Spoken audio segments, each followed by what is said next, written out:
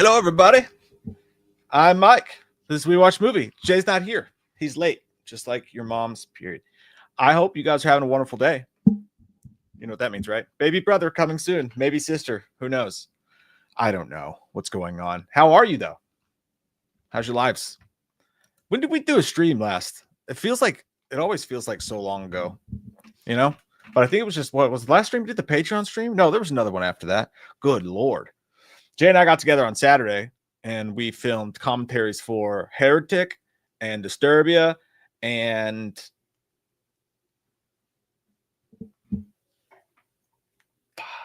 what was that one? What was that last one? House of Wax 2005. That was the one. What's up, Greg Harris? What's up, Egg Shin? Senator Roth. How's y'all's Monday? How's your week starting out? Mine started out short, shriveled and to the left, but it's going to be okay because we're here now. And gentlemen and ladies, too, all three of them. And we're going to have a good time tonight. I can feel in my britches. The screws are loosening. The tires are deflating. The timber in the back of trucks is rumbling. People are going to die. That's right. Hi, guy. Thanks, Crazy Saint. I read that as looking good old man. I think that's like where my level of self-worth is. Someone said, like, I literally read it. It turns into a sailboat. It's like, good looking, man. I'm like, that guy called me old. That's great. That's really nice. It's not a good thing. It's not a good thing to have. I hope everybody saw Final Destination Bloodlines because we're going to spoil the poopy out of it. Yes, we are. We're going to spoil the poopy out of it. I'm waiting for Jay to get here, of course. But very excited. I loved it. And I hope you guys did too. Apple juice with ice. That's disgusting. I would never do that egg shit. I've done that since I was in sophomore in high school. You go to a kid I don't have it's not cold, so I'm going to put ice in my apple juice. That's gross, dude. No, it's Ale8. It's a soda pop here in Kentucky. It's delicious soda pop. And you're all delicious too. I like the way you taste. I like the way you move. I want to get inside of you. All right, make shit. I'm not just wearing shorts, pal. I'm wearing swimming trunks. Because I'm a man and I'm 40 almost. And I can do that. Swimming trunks. I wear them a lot. My wife thinks it's unattractive, just like when I drink Mountain Dew. But I do it anyway because I like my own bedtime. That's right. I wear them all the time. I have 4 pairs. It's comfortable. And sometimes you can pretend you live in Florida, even though no one else in the gas station or the Kroger is wearing them. They're all wearing Carhartts. You look like an idiot who's passing through or who has a bubble bath, kids inflatable in the back. Can you guys hear that?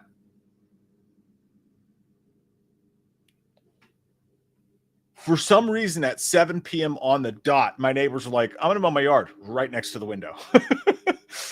Right now. It's okay, though. Probably can't even hear it. Hey, man. What up, pimps? It's black in there. It's blacker than your butthole.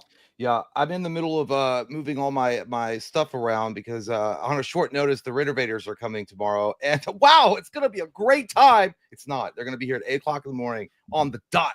And they're going to replace light fixtures. They're going to paint over cabinets. They're going to replace cabinet doors. It sucks.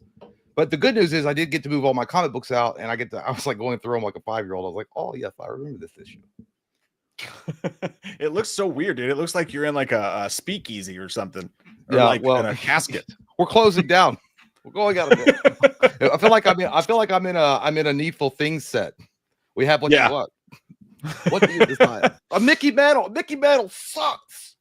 Yeah, you look like you're in a hospital church pew. Yeah, I don't know why. It was short notice. It sucked, dude, because we thought we were gonna have a week's notice, and then it was nah, tomorrow. They're giving you nice shit though. That's cool. That sounds good. But it's all unnecessary upgrades. The only thing that could be considered necessary or at least a cool thing is they're putting a washer dryer in the unit because we have a place on site, but it's across the street. We have to go to that one. But so they're putting all the apartments are going to get their own washer and dryer. They look like they look like they were built by Lego. They're super small. but it is what it is. So that's fine. Do they stack? Are they stackers? I don't know why. Yeah, I kind of, but it's like it's weird. It's one unit, but it does both. You can wash your clothes and then you can dry it. I was like, this is the wave of the future. Did Doc Brown know about this? I don't. But anyway, so they were going to put that one in, and they're putting it into this room, into the closet where I had all my comic books stuff stored. So I had to move all. What am I supposed to do with these? Yeah, I went over to the property manager's office. Like, do you know how many comic books I have? But yeah, so that's necessary. Everything else though, like they literally renovated this particular apartment like 5 years ago, so it's all like up to snuff. Like everything, like it's got brand new light fixtures, brand new fans, everything. But they're going to replace all of it. I was just fixing my lighting. What's this? I'm the orange man. Yeah. Now I'm so bright, I look like I'm inside. Tomo says, "Enjoy that 300 bump." No, dude, it's 110 is what they've raised it. So I don't know. Hopefully it's not that much. Because I was gonna be on the street singing with singing all I wanna do is have some fun. Have some fun.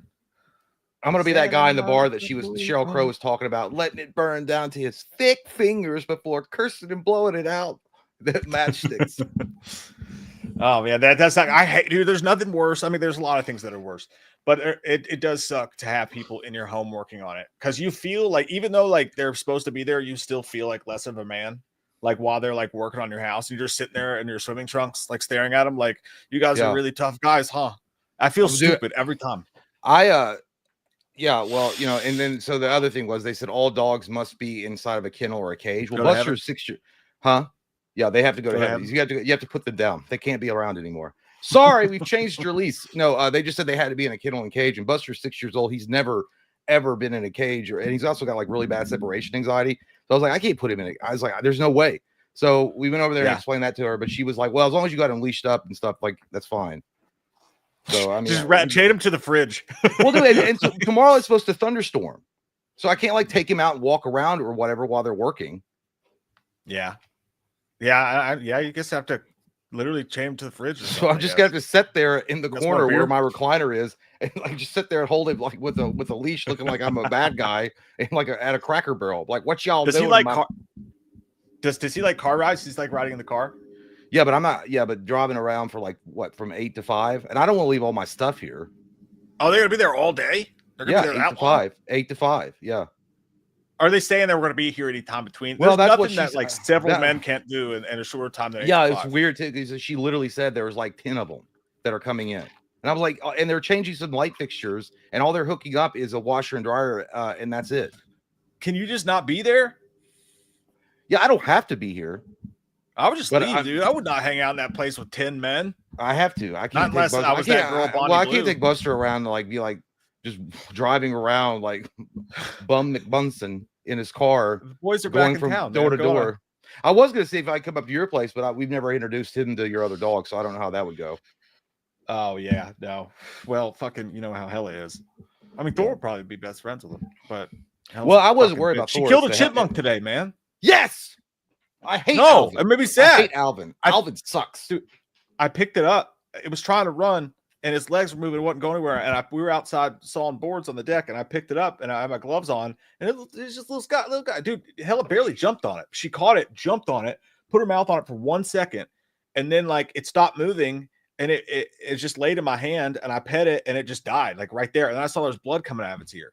So I was like, what kind of nasty ass? I'm already having like kind of a shitty day. What kind of nasty omen is this? Like you have a small sweet animal die in your hands. Like what the fuck? What kind of omen is that? I don't know.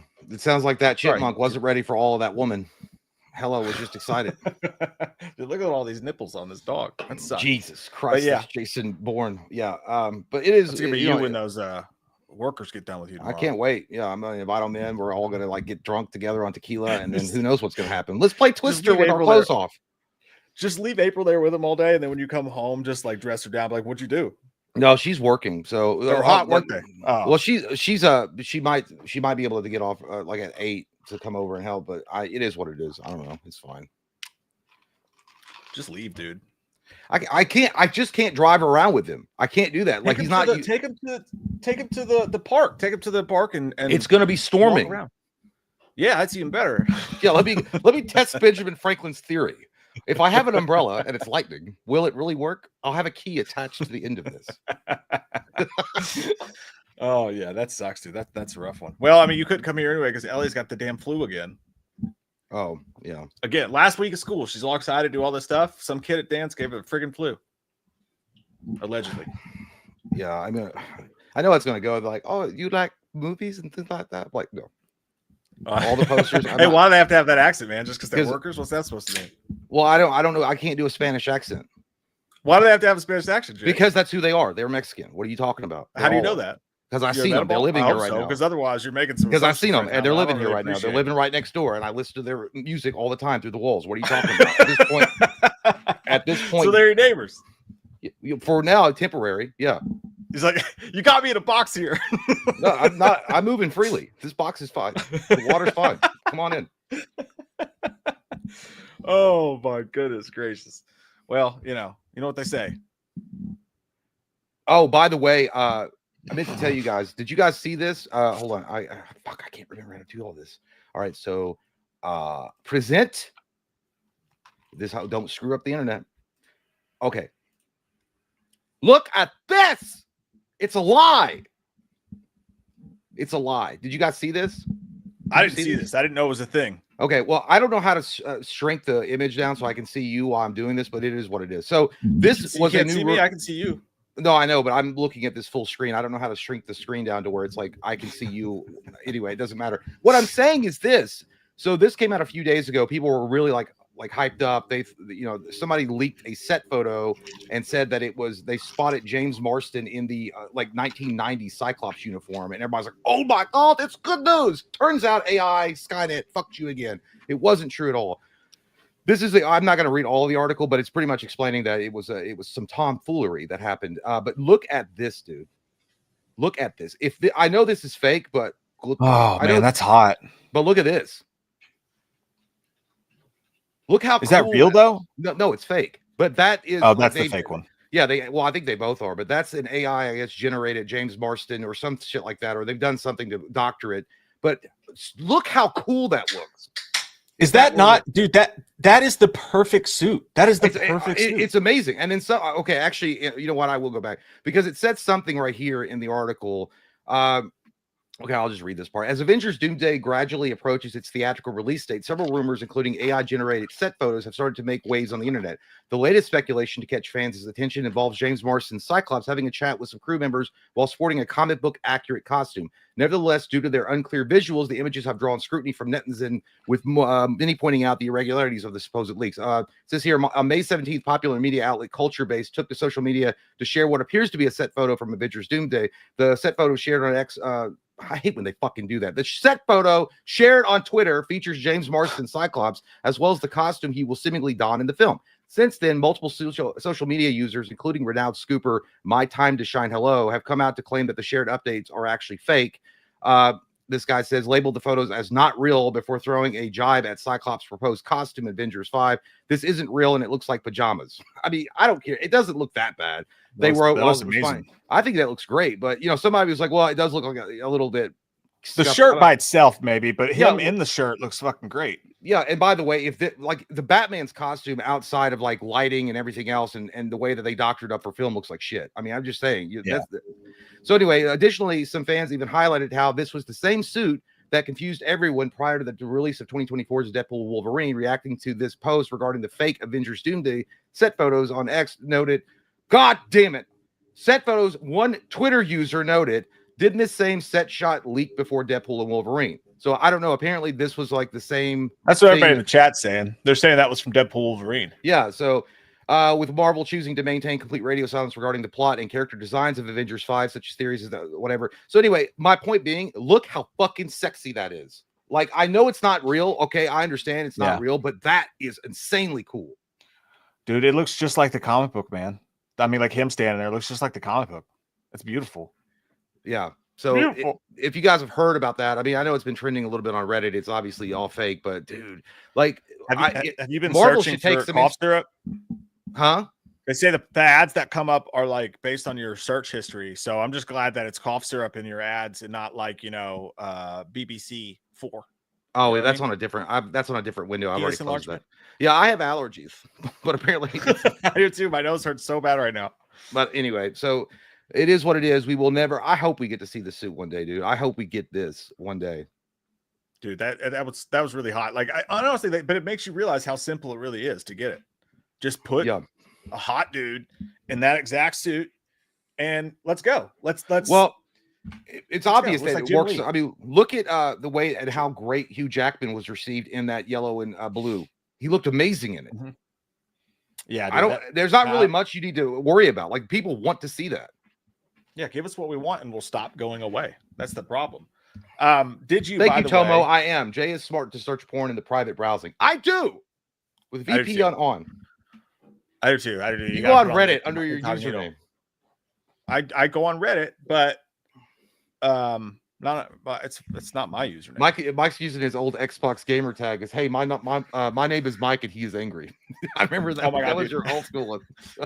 It was something like that. Yeah, but and then there was Shotgun Shine from The Sopranos. But no, Jay and I were talking about this the other day when Jay came over and we filmed some commentaries for Patreon members. That we had the greatest idea in YouTube history, basically. We're gonna go online during a live stream one day, and we're just gonna we're not gonna watch the videos, but we're just gonna read the comments underneath porn videos because they're always the creepiest dudes known to mankind. And there was like, "Yes, mommy, me like it when you shake it," you know, like something like that. Yeah. It's like the funniest comments ever. Just reviewing comments under porn videos. I don't know how it works with TOS, but as long as we don't show anything, I'm thinking it's fine. Yeah. But also, we gotta watch for those pop-ups. Like, goes, do you like big meaty wieners in your mouth? And they're like, what? I'm like, my God, they were banned. But like, no, I think we'll have to screenshot them first. Throughout the day, and then I would have just done it live and put them somewhere else. Yeah, I know that. There's no way, dude. You get one wrong click. Yeah. Oh my God. What's what? This one? This button does what? It's like Joker's like, all it takes is one bad day. Let's just go to one bad click, dude. You're done. Let's look at product reviews for Extends and see what the customers say. Does it work? Have you guys seen any success? Cinerock, that's what we're talking about, dude. If There's you've a lot. Ever, like ventured into the comment section, I don't know why you would, but just because like you see, like one day I looked and I'm like, there's 87 comments. Like, why are people commenting? What are they saying? I know. And when you click on it, it is the most depraved shit you've ever seen in your life. It's like, oh yes, mommy, let me give it to you hot. Some of it's like weird, they think they're reading it.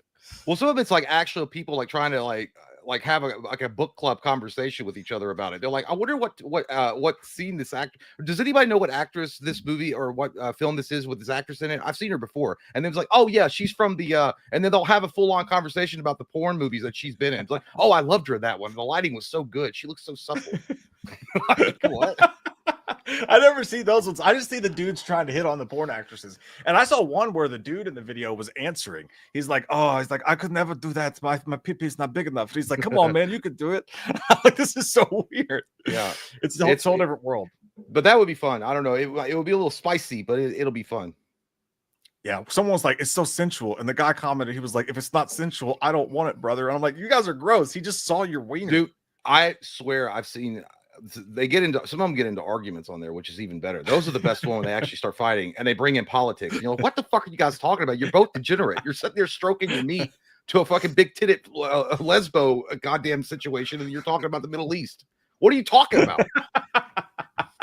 Can't we have anything where it's not fighting? Actually, it says might be good, might be, or might good and bad. Maybe both. Yeah. Who knows?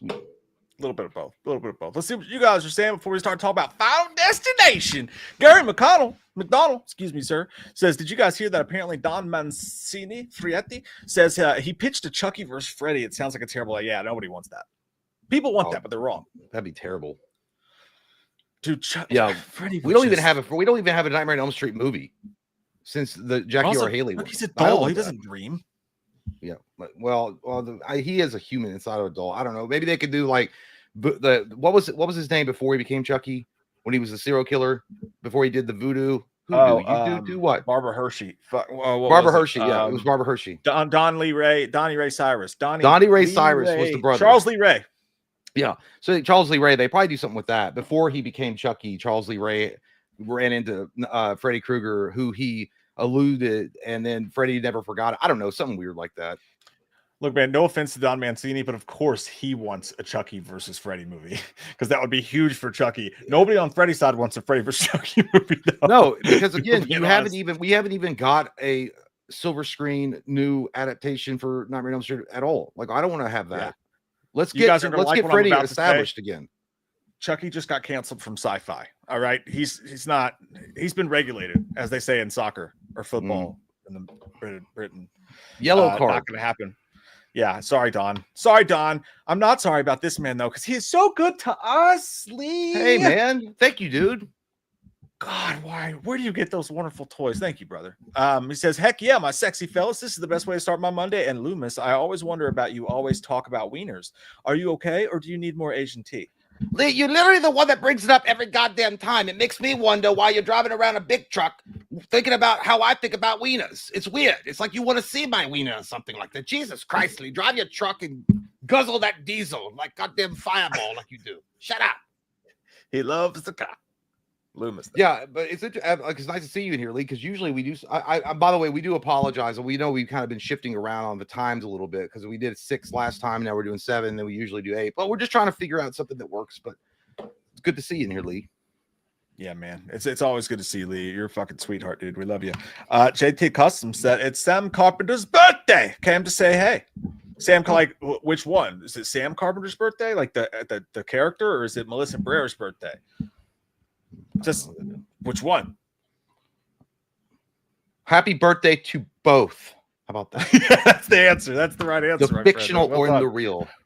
Wild Willie says Oz Perkins rumored interest in the new Chainsaw movie. I saw this. It comes from the In Snyder guy who sometimes pokes stuff out his beehole, just like that Time to Shine Hello guy. Sometimes you can't trust exactly what they say. However, yeah, there's rumors about that Oz Perkins is wanting to produce the next Texas Chainsaw movie, which would be fucking awesome. It'd be awesome. I'm into it. He's perfect. Not sure. I can't remember anything about like Oz Perkins. Long legs, Black Coat's daughter. Oh yeah, he'd be all right. Yeah, dude, I would love it. The monkey. But see, there's two sides to that coin though. Like on one hand, it's exciting. On the other hand, you're like, I want Oz Perkins to keep doing original stuff. But however, also you have to think he's producing it. So which kind of producer is he? Is he an Eli Roth type of producer, which means that like it doesn't really matter. He just put his name on it. Or is he a Sam Raimi producer, which could go either way? Sometimes Sam Raimi produced movies feel like Sam Raimi's movies, and sometimes they don't. Either way, dude, there's definitely a bidding war going on in the dark nights of horror mattresses for Texas Chainsaw Massacre. There's bound to be some big news on that soon. Yeah. I believe it. I believe. Chase Jackson says, hey, Mike and Jay, going on a trip where parts of We Know What You Did Last Summer was filmed next week in South Carolina. Nice. Any favorite? Dude, that's awesome. That's awesome, dude. That's is it the original? My yeah, I would say so. My favorite scene is when the credits rolled. It's my favorite scene. It was the best. It was the best part of the movie. Stop drinking the haterade. Okay? I don't know.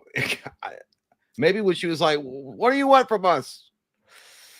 That's not what she said, you idiot. Well, I don't give a shit. I wasn't looking and listening to what she was saying. I wasn't looking at her face. No, dude, that's actually really cool. Like I've never been big on set visits because I know some people that like spend their life's earnings to go like, hey, I'm in the parking lot where the Ninja Turtles walked. But you know what I mean? And that's just wild to me. But like when it comes I don't want to be in that that parking lot. That'd be cool. But like I know what you did last summer specifically, dude. It's a location-based movie. Like it's all about that location. Yeah. I want to see those rocks that they're on when they're partying and the camera swoops in and it's playing like, what is it? Fear Factory? I can't remember the name of the band. You guys know who I'm talking about, I'm sure. That whole movie is just a fucking a vibe for scenery. Here's the dark country road where Ryan Phillippe cucked out. What's his name? He cucked about. That's a legendary spot. What's his Freddie Prinze? Yeah, that was, dude. That's a really cool one. I actually would do that too. Ask Poop by Luma's favorite ice cream flavor. Hi, Mom. My favorite ice cream flavor is Rocky Shut Up. That's my favorite one. Rocky Road. That's right. Remember, I'm glad that he knows that everyone's moms are here because that's how it goes. That's how it goes, boys. Lila Bashin.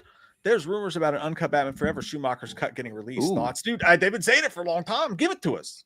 I think that'd be amazing. I know it started after the Zack Snyder Justice League got released, and everybody was like thinking about the Schumacher one. I think it'd be great.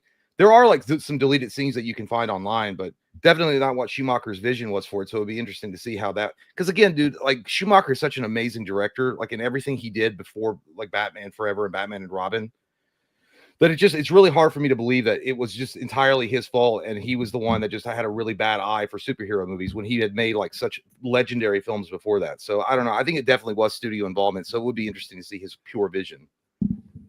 Yeah, no, I would love to see that shit, man. I hope they do it. Guys, I have to admit something. And here in just a second, we're going to get into Final Destination. But I have to admit something. Tonight, I'm going to ask your patience with me. Because I'm going to do something very unprofessional, even more unprofessional than how unprofessional we usually are and how we're being right this second, as a matter of fact. But I'm in a dynasty league. I'm in a dynasty fantasy football league, and it's for a small amount of money. And they just told me a couple hours ago that the draft is at 7:30. So I only have to make a couple picks because they're just picking rookies. All right. But I just want to let you know, every once in a while, I'm going to look at my phone and make a really quick draft pick. And I like to apologize for that. I just want to be full frontal and upfront with everyone that I am unprofessional and I suck at my job. But I have the opportunity to take, with the third pick, Travis Hunter. I don't think I'm going to. Thank you. That was fucking good timing, dude. That was excellent. That was good timing. That was really good fucking timing. I appreciate that. Yeah. But I have the opportunity to take Travis Hunter. I think I'm going to skip him. I think he's going to play more cornerback than wide receiver. I think I'm probably going to go Travion Henderson, but we'll see what happens. I'll keep you guys updated. I only got to make a couple picks, so it won't take me a second. But I don't have to go anywhere or anything. I'm just going to pretend I'm listening, and I'm going to be like, that's all right. I was late one time because I was letting a game download, and I didn't want to mess up the internet connection. That's true. That's true. No, that was like last stream. I was only, it was only a few minutes. Pull something up older. It wasn't like I wasn't like gone for 45 minutes or anything like that. It was literally like 5 minutes. But anyway, it is what it is. But somebody asked if I've got if my thoughts on the new Doom game. I haven't played it yet. It's just been a lot. I've got it downloaded. I just haven't played it. But I'm interested. Is it good? Your thoughts? Your thoughts, chat? How do you just? I know you were excited about that. How do you just let that sit there all day? Because I was on all about that Doom 2016, and then I'm impatient, and they were like, "How far out is the game?" And it was like a couple of months, and I was like, "Now I'm losing interest." So I went on to something else for a while, but I'll go back to it. That's fair. That's fair. I get it, dude. I hate it when new Maddens come out because I feel like I have to jump on the second because if I don't, everyone's gonna get better than me. You know, because I can't just play it for fun anymore. It has to be a competition because I suck at life. But anyways, speaking of that, I have no idea whatsoever, and I'm brimming out of my crack to know. I'm bursting with anticipation. What a wiener feels like in there. I know. No, we all know what that. We've all been to college. But what did you feel about Final Destination Bloodlines, sir? I thought it was. I mean, it was all right. I didn't think it was the worst thing I've ever seen. I think it was I think I gave it like a 7. 7? Yeah. I think I gave it an 8. So we're not too far off there. Yeah. I mean, there was some stuff in it that I was like, whatever. And like, I think the biggest hang up I had on some of it, some of the death scenes were really, really, really well done. But it was also they used a lot of digitized blood CG shit that looked really bad. And I'm like, oh. Couple of scores are going to knock that down for you over the overall score, but by God, you showed up and you did America proud. Final Destination. So, but also high points to Tony Todd. Like he looked really bad, but awesome for them to get him back to do that one final scene. Well, dude, it's crazy. I don't know if you know this. I didn't know this, but that scene, and you could tell, like, there's definitely like he lost a lot of weight or whatever it was. But I was wondering when I was watching, I was like, did they know? Because when he looks at the camera and he delivers those powerful words, and he's like, when you never know when it's going to happen, so just enjoy life because you never know. And he looks directly at the camera. I was wondering if he did know, right? And that was going on. And when it was over, I can't remember when he was diagnosed. He passed away in November of stomach cancer, that's got to be one of the worst. That is one of the worst ways to go for sure. But I think he was diagnosed, I don't know, a few months before that. So while he was filming it, I'm sure they did. Well, that's what I was going to say. So I read it, and they did. The filmmakers actually knew that he was sick, and that this was likely going to be his last role. And so they actually told him, dude, this is genius on these, especially being newish filmmakers. They actually told him, they're like, look at the camera and just say a few words to the audience. Like, just whatever you want to say it. And dude, he actually came up with that himself, which is fucking heartbreaking. But I mean, it actually is a really good scene. You know what I mean? It was really, yeah, it was really good. Really I was giving it credit for being really good writing, but that was all Tony Todd. Yeah, it's really good. Which is nuts. I just think it's overall. Well, I guess we can just go ahead and talk about it. We're already 30 minutes. Yeah, let's get inside of it. Yeah, let's open it up and explore a little bit. Magic School Bus. So yeah, the idea. By the way, I also want to point out like some of the best moments of the movie. Not all of them, but there was a shit ton of them that were given away by the trailer. I will say that. But by the way, there was a little misdirection going on with the trailer too that I noticed. That one scene where the one kid in the leather jacket gets hit by the car, that wasn't in the movie at all. So that was some misdirection by the trailer too. That's what movies should start doing. They also they did that with Avengers Infinity War, where they showed Hulk running with the Avengers and Hulk wasn't even in the movie. Just so people were like expecting it, and he wasn't there. They didn't know about Bruce Banner not having access to Hulk. Anyway, the Skyview scene at the very beginning, fucking awesome. Well done. Other than the digitized blood, I thought it was really, really cool. The entire scene. Yeah, it was one of those scenes, dude, where it's like they had CG and you could tell, but the way that building was moving back and forth, it kind of looked like something out of 2012, which was a huge budget movie. And I think the budget for this was only $40 or $50 million. But like to film that scene alone, I didn't mind that they used CGI there because I knew they didn't have the budget really. It's hard to say that because of what they've done with like Godzilla and shit like that. But still, like for these directors to create a scene that looks that good, even the CGI. The problem I had with the CGI wasn't the opening scene. It was in up close deaths on people's faces where, like you said, they use CGI blood. And I'm like, you could have done that practically.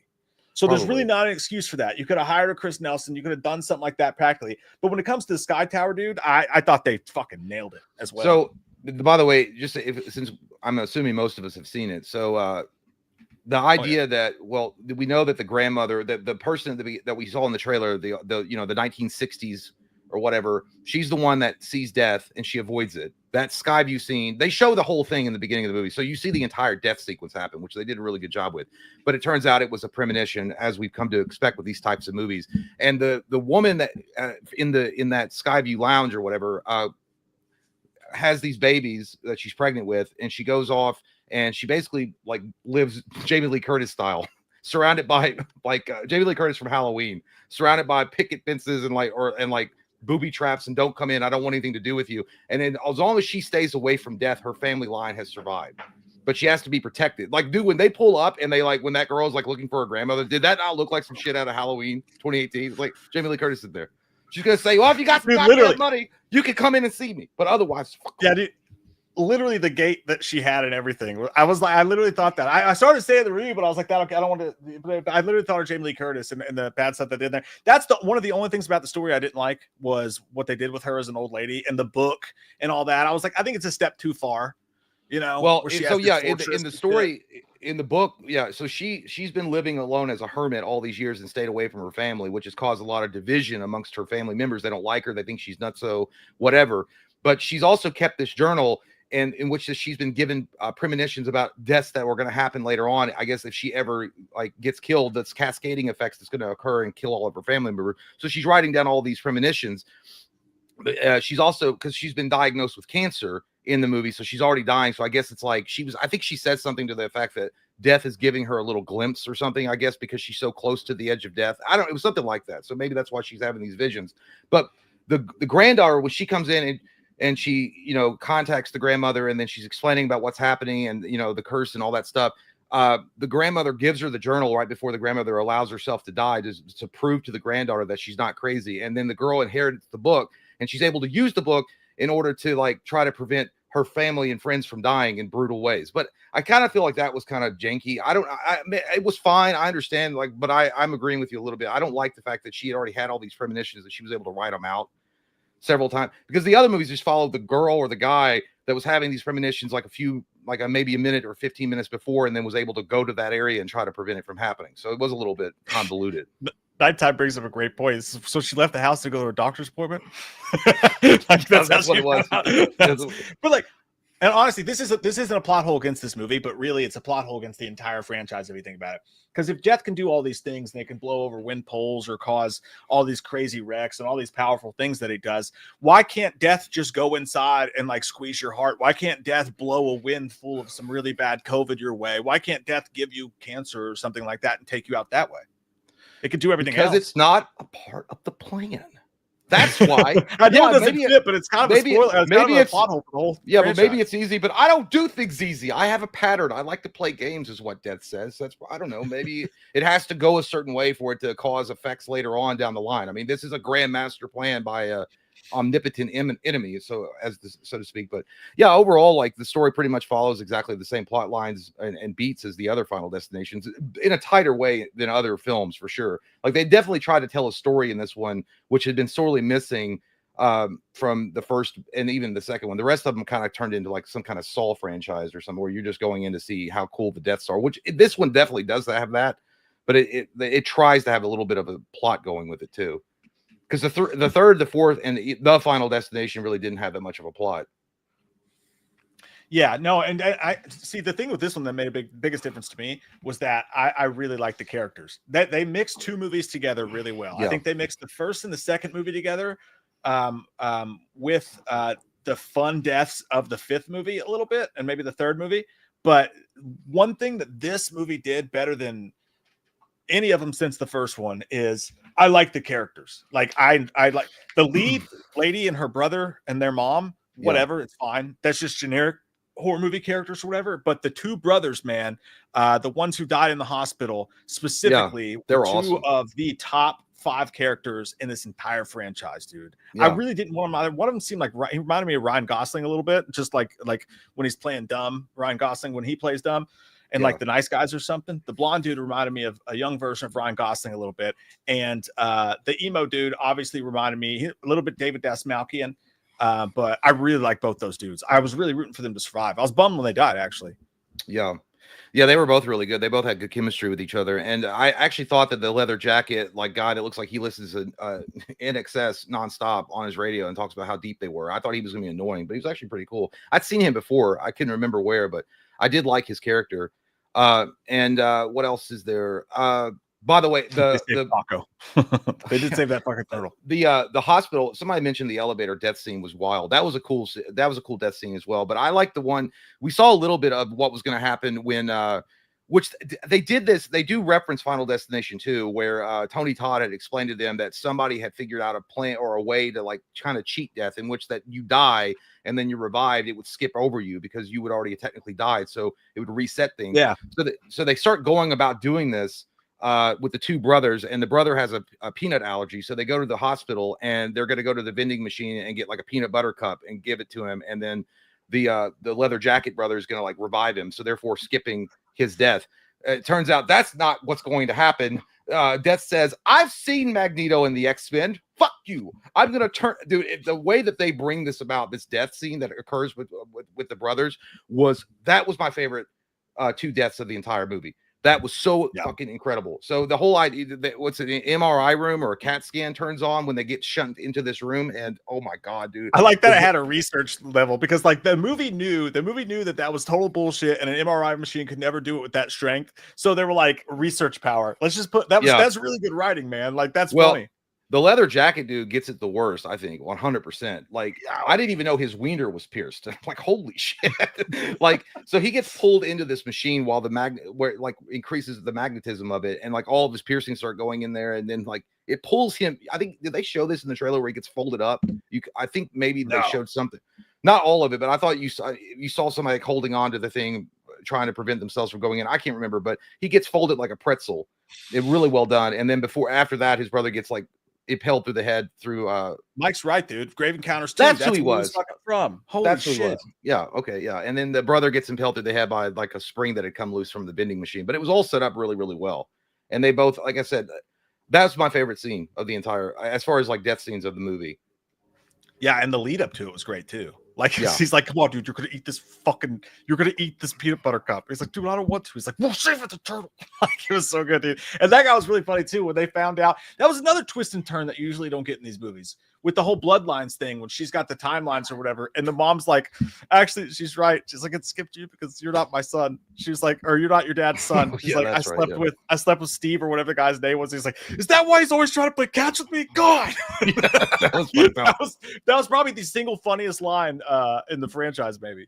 It was a little weird on the pacing though, because after the dad gets killed at the barbecue, and then all of a sudden she's got the shit set up on the walls like It's a Beautiful Mind, and she's John Nash, and she's like showing everything like she's an expert in all of it now. All of a sudden, I wouldn't was believe like, her either. your dad just fucking like, he just died, like he's dead, like his face got like mowed over, like it's been like it was a shortcut. And then she's already sitting there, and the mom's like drunk and stuff. Well, I don't know if she was drunk, but she seemed like she was extremely drunk, sitting on the bed or on the couch. Point, dude. We're in a movie with that guy. We're in a movie with him. Well, we were in the first one.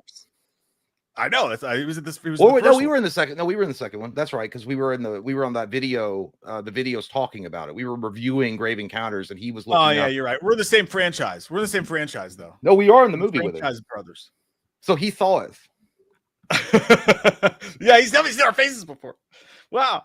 No. Dude, yeah, I know. Ice Skate says Jay never fails to reference John Nash for a beautiful. I love that movie, dude. I love it. The kid. But it's not her dad. It's their dad who died. But yeah, she's sitting there. Their dad just died.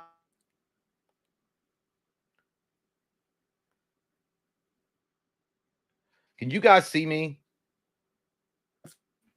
There we go. We're back.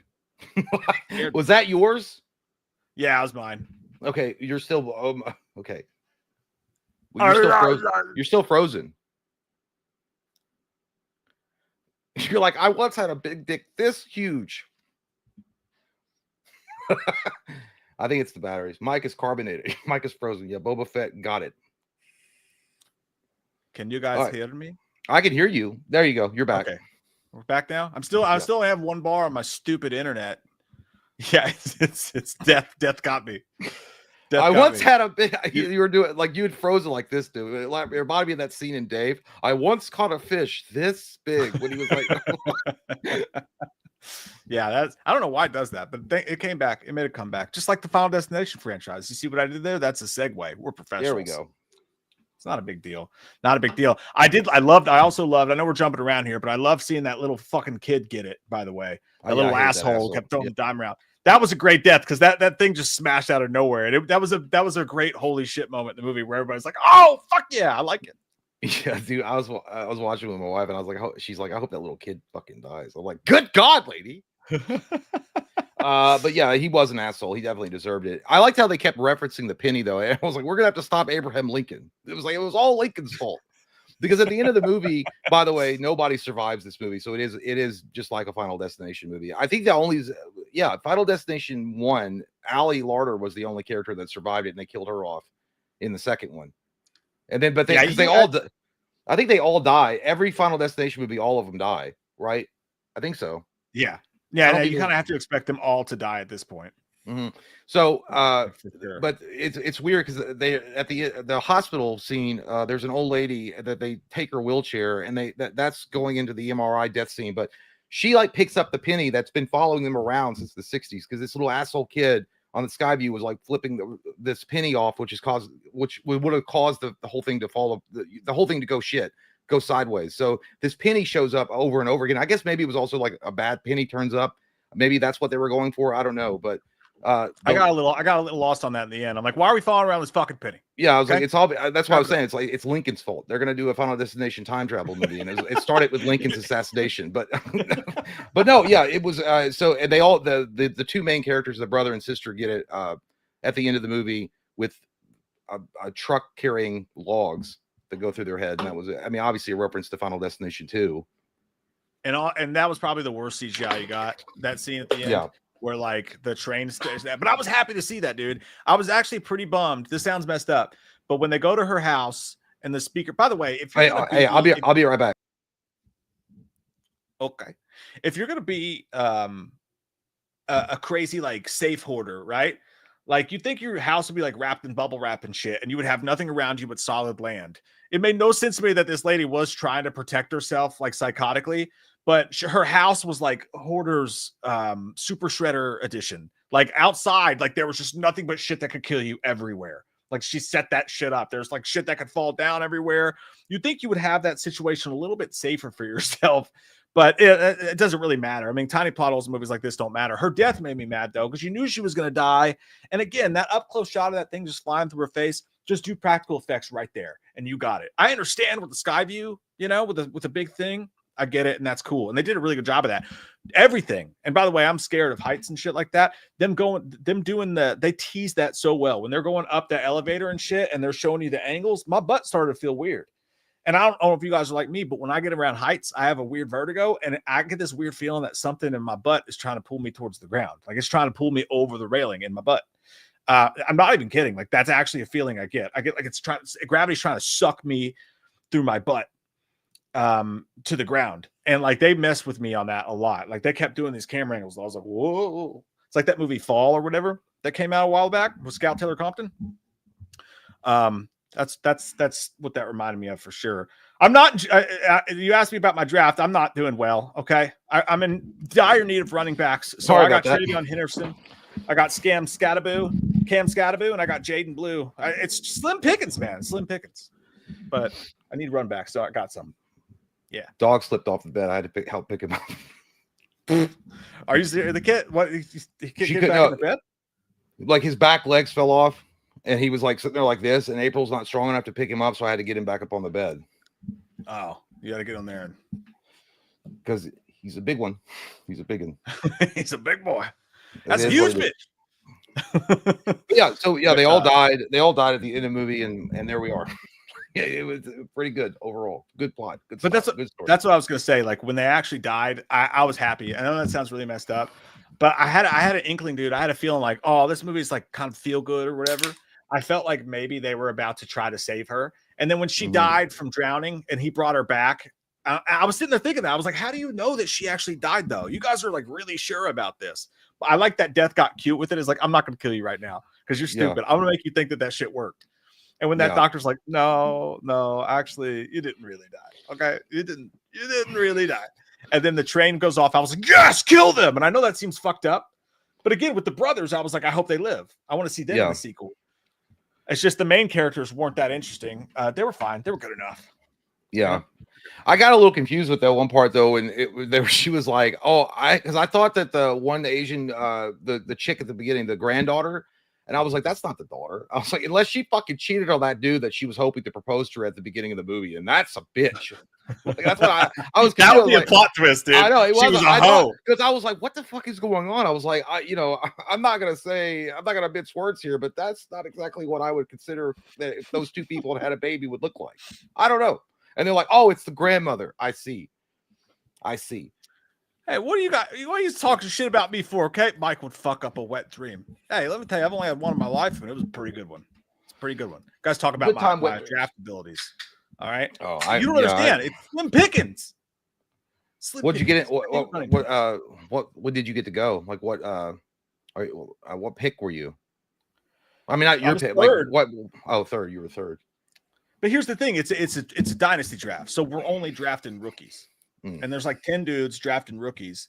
So like, it's tough. It's tough. It's very slim pickings. And I really, really need running backs. My team's pretty solid. I just don't have good running backs. So, the guys who got picked after my last pick are Jalen Knoll, Elia Arroyo, Cade Otten, who by the way is not even a rookie. He's just a free agent. And Devin Culp, Jalen Coker. Those are all going to be great players. They're all great players. Yeah. So I did fine. Shut your fucking mouths. Kyle says I'm eating steak. That's good. That's good. A1 or Heinz. I'm a Heinz 57 kind of guy myself. And so long. I love me some A1. So what about Barry Sanders? That's what Jay said. Like, did you get Barry Sanders? I mean, Emmitt Smith, I heard, is really good. Overall though, I think that this movie did pretty well. I'm not sure exactly on the box office numbers, but I think it did pretty swell. So hopefully we get to see, maybe next year we get to see another Final Destination movie moving forward. Yeah, dude. Best in the franchise.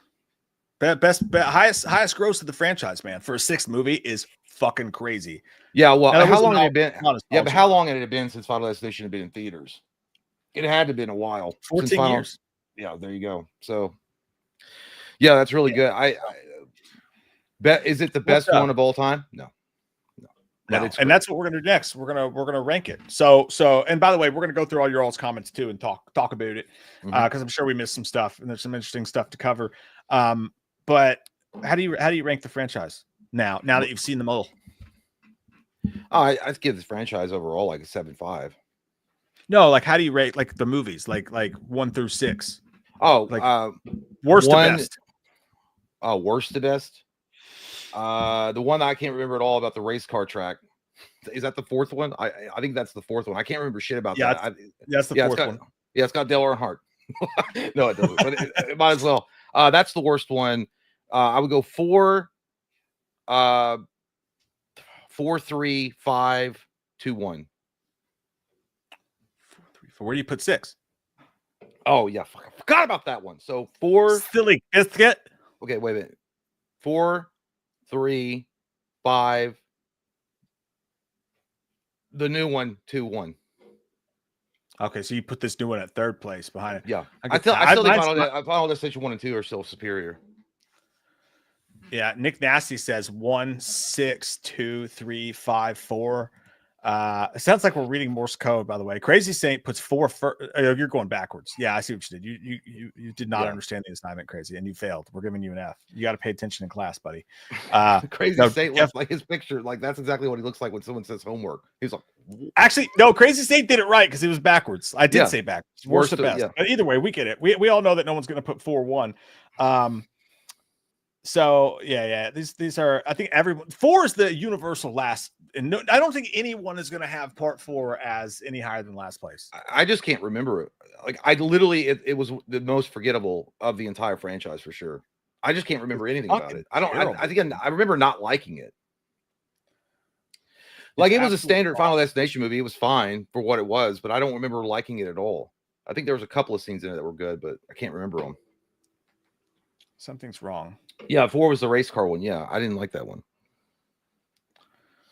Oh, that's why.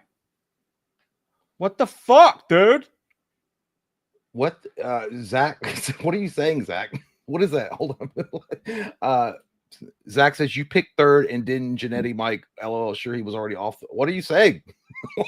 What are you saying? Gianti was off. Gianti went first. Gianti went first. He was the number 1 pick overall. I had the number 3 pick overall, and I took Travion. I'll tell you how little I know about any of what's going on with football. I thought you were talking about Marty Jannetty, the Rockers from. No, dude. I wasn't paying attention, and it put me on auto draft. It drafted me goddamn Trevor Lawrence. Yes. So now I look like an idiot for everyone. Or you could look like a genius if he does well.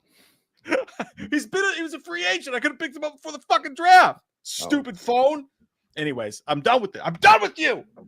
I look like an idiot for all my friends. Granddaddy Ataku says, going to try that again. 4, 6, 3, 5, 2, 1. Yeah, there you go. So I'm going last is definitely 4. Just said that. My next worst one. It gets tough because the other 5 are actually, they all have merits. Like they're all pretty good. Yeah, all has merits. So second worst, which is kind of unfair. I think I have to go. I'm gonna go with. Don't want to do it that way. I'm gonna go with 3, because 3 has some great kills. But really 3 has some of the worst characters. But I do love the kills in 3. Next up, I'm gonna go with 5. I'm gonna go with 5. Because I love the Bridge Massacre. No, 5 has terrible characters as well, but the way that they wrap it up in the end by putting us back into the first movie just saved it. Even though the gymnastics kill was amazing. Next up, I'm gonna go 2. I think 2's a tiny bit overrated in my opinion. Ooh. I do think I almost put 5 above 2. I think 2's a tiny little bit overrated. Because I think it has a terrible, not the grill ending, but the Ali Larder ending was fucking dog shit. I feel like the Ali Larder thing was kind of punched in because they needed her back for the plot that they wrote, and they're like, "Oh shit, we forgot to ask her if she wants to come back." I got why she's back. It's just like her whole death was one of the worst deaths in the franchise too. But 2, and then I'm gonna go. So that was 5 there. Did I put 5 above 2? I'm gonna put 5 above 2. These numbers are confusing. I feel like we're in calculus class. Like, what the fuck? Yeah. Multiply what? My second favorite is the new one. It's my second favorite one of the franchise. It really won me over because, again, really liked those 2 characters. I liked better than probably almost anybody from the franchise. And the opening was fun. And the whole movie was fun and it was a really good time and had some really good deaths. Had they not been CG in those couple parts, could have maybe overtaken 1. Because the thing about this movie is it's super fucking rewatchable, dude. Yeah. I'm gonna rewatch 6 quite a bit because I had a great time with it. So that's my second favorite one. And the original has not been overtaken for me yet because it's the only movie in this entire fucking franchise that managed to also be a little scary. At least the first couple times you watched it. I It was thought, scary. The idea of it Yeah. was scary. It was a cool idea. It freaked you out a little bit. Some of the deaths were a little scarier than what you're used to. Less CGI. And yeah, the first one's still the best for me. Yeah, Final Destination 1's the one that's. I mean, obviously, without it, we wouldn't have the other sequels, and it was the one that was best put together because they didn't really know what they had, and it was so fucking amazing. It was such a smart idea when that movie came out, and Tony Todd was incredible in that as well. I gotta spell this out for myself now. I confused myself. So I said 4, and then as I said, what did I say? I said 4 and then 3. Okay, and then 2. Because I'm gonna put 5 above 2. I think 2's overrated. I'm just gonna own it. And then 6, and then 1. So 1, 2, 3, 4, 5. Yeah, that's my. There it is. Centerell says Kimberly. Oh, I didn't know. Yeah, maybe they are. Kimberly and the cop are still alive. That is true. I don't think they died because she drowned, and then they revive her, and then the baby is born or something like that. I think that's what it was. No, yeah, no, I see what you're saying. I mean, legitimately, like across the franchise, for the most part, everyone dies. No, I know. I said the same thing because I forgot about that, but that's true. I'm actually wondering why they didn't bring them back. I know that they wanted to probably move on with a different cast and a different idea, but that is interesting. Maybe they come up in part 7.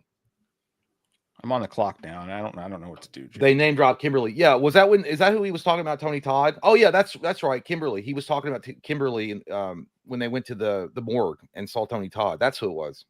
Oh. Show me who's available. You fucking. This is ridiculous. Rebuilding since '94 says, when are we getting 6 different prequel movies all called The First Destination? Yeah, dude, that's probably what they're gonna do. They'll probably like play that shit into the ground 100%. It'll be on fucking Netflix next year. I hope they don't ever do that. Please God, I don't want to see anything like that. A prequel to Final. I mean, it's just death though. Like, it's like, what are you gonna show the origins of death? Well, God said there's too many people on Earth, and then He was like, I gotta create something. I'll just create this angel named Death. Thank God this isn't a Blumhouse production because we'd have a sequel next year and it'd be some terrible shit.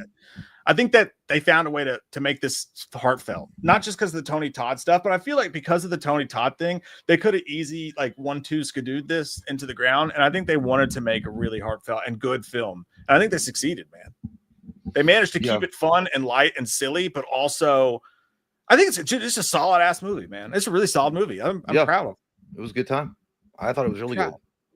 And I'm happy that it made money too, so that like I said, I want to see another Final Destination movie next year. I do. Again, they don't have to be this super elaborate type of highbrow stories that to be effective. They can be very simplistic and still overall good, which is exactly what this movie reflected. Dude, I got it. I have the best fucking idea for a Final Destination movie and the marketing push too. Final Destination. I don't know how they can package this into a 1-sentence ordeal, but like make a Final Destination movie sequel and make the entire marketing push no CGI, like all practical effects. It's the bloodiest one yet, and no computerized effects. We're bringing in the best of horror, the Savinis, the Nelsons, whoever you can get. We're taking our money away from the computer dudes.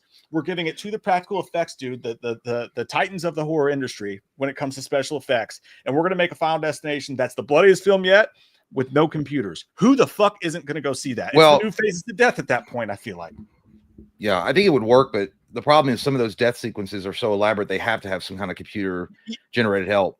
Well, no. That's what I'm saying, though. Like, instead, they would have to think of us. Like, obviously, like with this movie, you couldn't do that, right? Yeah. With the roller coaster movie, you couldn't do that. They would have to think of an opening death sequence that is massive on a scale that they could do. I mean, look what Romero and Savini did with Dawn of the Dead. They just put green makeup on people, but they had specific moments where they would hone in on the nastiness. I feel like they could do something like that. Yeah, the problem is that what happens is that Final Destination movies seem like they want to always outdo the last one. So they always want to have a bigger, more elaborate, like Skyview was the biggest one to date at the beginning of this movie. As far as the body count, that's just the elaborate setup. They always want to outdo the last one. So it would be hard to do that, but it would be interesting to see it for sure. Exploding heads. I don't know. Food poisoning. some shit like that. Maybe like a Firefest, dude. Firefest. I think someone situation. I think someone said it right. Hollywood is addicted to CGI. Those are some skank ass hoes that are addicted to crack in Hollywood for CGI. So good luck trying to get them to do that. Hang on one second. All right. But I mean, it's a good idea overall. I do like the idea of doing a practical effect Final Destination, but I just don't know how much Hollywood would get behind that, or if they would even give the money to do that. Set it at Burning Man. Oh, that would be interesting. A lot of weirdos out there for show. Final Destination Trump rally. Oh my God. They already did multiple. What? They already did do multiple fake our deaths in the trailer. Yeah. Again, that's what I think a lot of them should adopt, that type of attitude where they should like hide behind, they should put out some misdirection and show stuff in the trailer that's not in the movie at all. That would be great. By the way, give us, guys, what do you think? Where do you think the next big Final Destination set piece should take place? You guys got good ideas so far. Like I mentioned Firefest, dude, when you get a bunch of these people, like what if it's not like, one singular event like an earthquake or whatever, some shit like that, but what if death puts into a play a series of events that leads a bunch of fucking Coachella rich kids that are all douchebags to literally eat each other alive, like a Firefest type situation? That could be so different. I think somebody said it in the 80s. I'd rather go with the 90s, to be honest with you. Just set it back in the 90s. And even then, both of those things, dude, I think we're getting a little played out on the nostalgia with going back into different decades, specifically with horror. You know what I mean? But you're right. If we had to, I'd pick 90s. Burning Man, Final Destination Trump rally. By the way, sorry, I says I know that Final Destination 1 technically was in the 90s. I know. I'm just saying I missed the 90s. Fuck me, I'm old. By the way, this is Coors because everything was out of everything else. So I'm going to have a nice sexual headache tomorrow when everyone's here. You never know. Maybe your body's changed composition. Maybe you can handle it a little better now than you used to. Coors Light is it tastes like embalming fluid to me. It fucking is gross. It's fucking wild. That's fucked up, special guy. That's fucked up, man. What you did there. All right, let me see where we are. Final Destination, cruise control. Bring in old Tom. Literally bring in Scott Speedman or whatever his name is. Daniel Torres, good to see you, buddy. Says, sorry I missed the last few streams. Grandma, second mom, got the big C. Oh, damn. Sorry, man. COVID is what he means. Don't you guys. Come on. Shit sucks, but the laughs definitely help. The brothers. Oh, shit. No, I'm sorry. I thought you meant cancer. COVID. Yeah. I'm an asshole. I don't know why my brain went there, dude, but no, that's terrible. I'm so sorry. But laughs definitely help. The brothers I never had make my life a lot less sad. Love you too. Hey, sorry, I thought I misunderstood what you were saying there. My sincere apologies about that. That sucks, dude. I don't know. I've had people die in my life of cancer. That sucks, dude. But I don't know. Sorry, man. Yeah, same. But that doesn't mean she'll die. I'm not saying like a positive outlook. Positive outlook. Yeah. Hey, she's got good people like you around her, and that's about as much as you can ask for these days, dude. So we love you, buddy. Our hearts are with you, man. Michael Parton said the emo dude was awesome. Great. I already read that. Excuse me. I'm sorry. I suck. Michael says clapped at the kid getting crushed out of the piano. I think everyone did, dude. That was a great moment. That did remind me of the scene in Final Destination 2 when that one kid gets killed by the plexiglass. I also cheered when that kid died. I don't know why. I just didn't like his face. I think we all forget this because that scene was so pandemonium fueled, but the elevator death was gnarly too. When they were all trying to force themselves in the elevator and I liked how that old man was like, "Let me through." He's like, "Get out of my way, you old bitch." That guy was such a fucking dick. Let's see here. Ariana Bell. Seeing it in 4DX was fun. When blood got splattered on the characters, water would get sprayed in your face. Dude, that's fucking awesome. Wow, I would love that. SeaWorld. The chairs would tilt when the building and camera did. That I would hate. That would actually make me sick in my butt. I feel there were more practical effects than we realized. I think you're right. I'm sure that. Well, I think that there were. I think that they wove it pretty well in the movie, but it just there was some obvious CG, and that's again. I'm not like anti CG at all in a movie. I just think that if you use it smartly, like a tool that only is needed for certain things, it's fine. But when they just overly rely on it, it kind of sucks. It takes you out of the movie. Yeah, dude, when they would like the trash compactor scene, right? They would squish heads like that in the 80s all the fucking time. Yeah. Italian horror did it crazy. They'd have pieces of raw chicken coming out of fucking dummies' mouths and shit. Look gross as fuck. Like, there's no reason to make scenes like that CG when all you have to do is have someone craft a cool dummy that has a bunch of blood and guts in it and squish its face. Like, why was that CG? Well, it was unnecessary. Dude, what blows my mind, and to this day is some of the most amazing practical effects and most amazing scenes, period, in a movie is John Carpenter's The Thing. And they shot that shit in the 80s, dude, early 80s, and it still fucking looks great. It looks so goddamn good. And they had to use some inventiveness to make that happen. And I don't know what the budget was for The Thing, but I'm sure it wasn't like the multi-millions of dollars that a lot of movies cost today, but they had to be inventive. That's what sorely lacking in Hollywood is innovation. They don't want to because they don't have to be. It's made them lazy and fat. I mean, it makes them fat. They're all fat.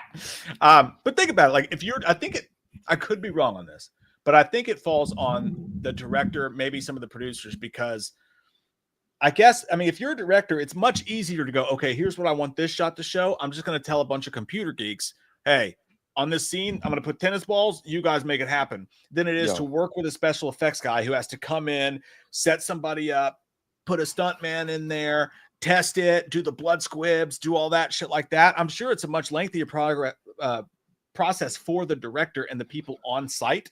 Yeah. I don't know if it's cheaper. It seems like it would be cheaper than all the shit they do. Well, no. Well, special case that CGI is cheaper than hiring a practical effects team these days. Time is money. Could be true. I guess. But I mean, what's the fucking point of doing any of it right if you could just do it quicker? You know what I'm saying? If that's the case, let's just do it all fucking with the cheap thing, you know? Like, let's do it right, guys. It's a horror movie. Let's get a fucking special effects guy in here to blow some fucking faces off. I don't understand. Tony Stark made this in a cave with a box of spare parts. That was a great fucking dude. That was a great fucking pool. That was a top 10 pool right there. Michael Barton said Devin Sawa wants to come back as Alex, but how? Devin Sawa always wants to come back. He's out there begging in the streets. No, he's dead. Devin Sawa is dead. I mean, they already killed his character off in Final Destination 2. Ali Larter's, she was already talking about it, that it already got him. Yeah, because she said she let her guard down. That makes no sense. No sense at all. I don't think they should either. Just let it go, dude. Gary B says, did I miss the spoiler portion? I love FD6. I currently this was yeah, Gary, you got to be on time, bro. Okay, tardy. Sorry, dude. You're tardy, and we won't have it. Byron says Society and Hellraiser are in the same universe. I'm just kidding, by the way, buddy. Society and Hellraiser are in the same universe. I've never seen Society. I haven't either, but that's interesting. Sorry. Is that like legit? Is that canon? That's awesome if it is. I don't know. I have the connections. Yeah. Now I want to. Now I need to see it. I feel like Michael says for the 7th film, what do you think the main accent should be? I think it should be a cruise ship, like the gruesome version of Titanic. That's what Jay said. I actually saw a lot of people agreeing with that idea. The cruise ship does sound like a pretty cool idea. Yeah, no, and like you said, Ghost Ship. My mind immediately goes to Ghost Ship though, like because they kind of did that on Ghost Ship. They killed every fucking body. Yeah, that'd be cool. But what if you tied him in? That'd be crazy. Granddaddy Otaku. I like her name. Final Destination 7. The bathroom. Explosive. If it was like turds. Korean horror, they would do that. Yeah. After that Taco Bell, dead. Explosive turds. Yeah, you could food poison a bunch of people on a remote island, and that shit would go hard too.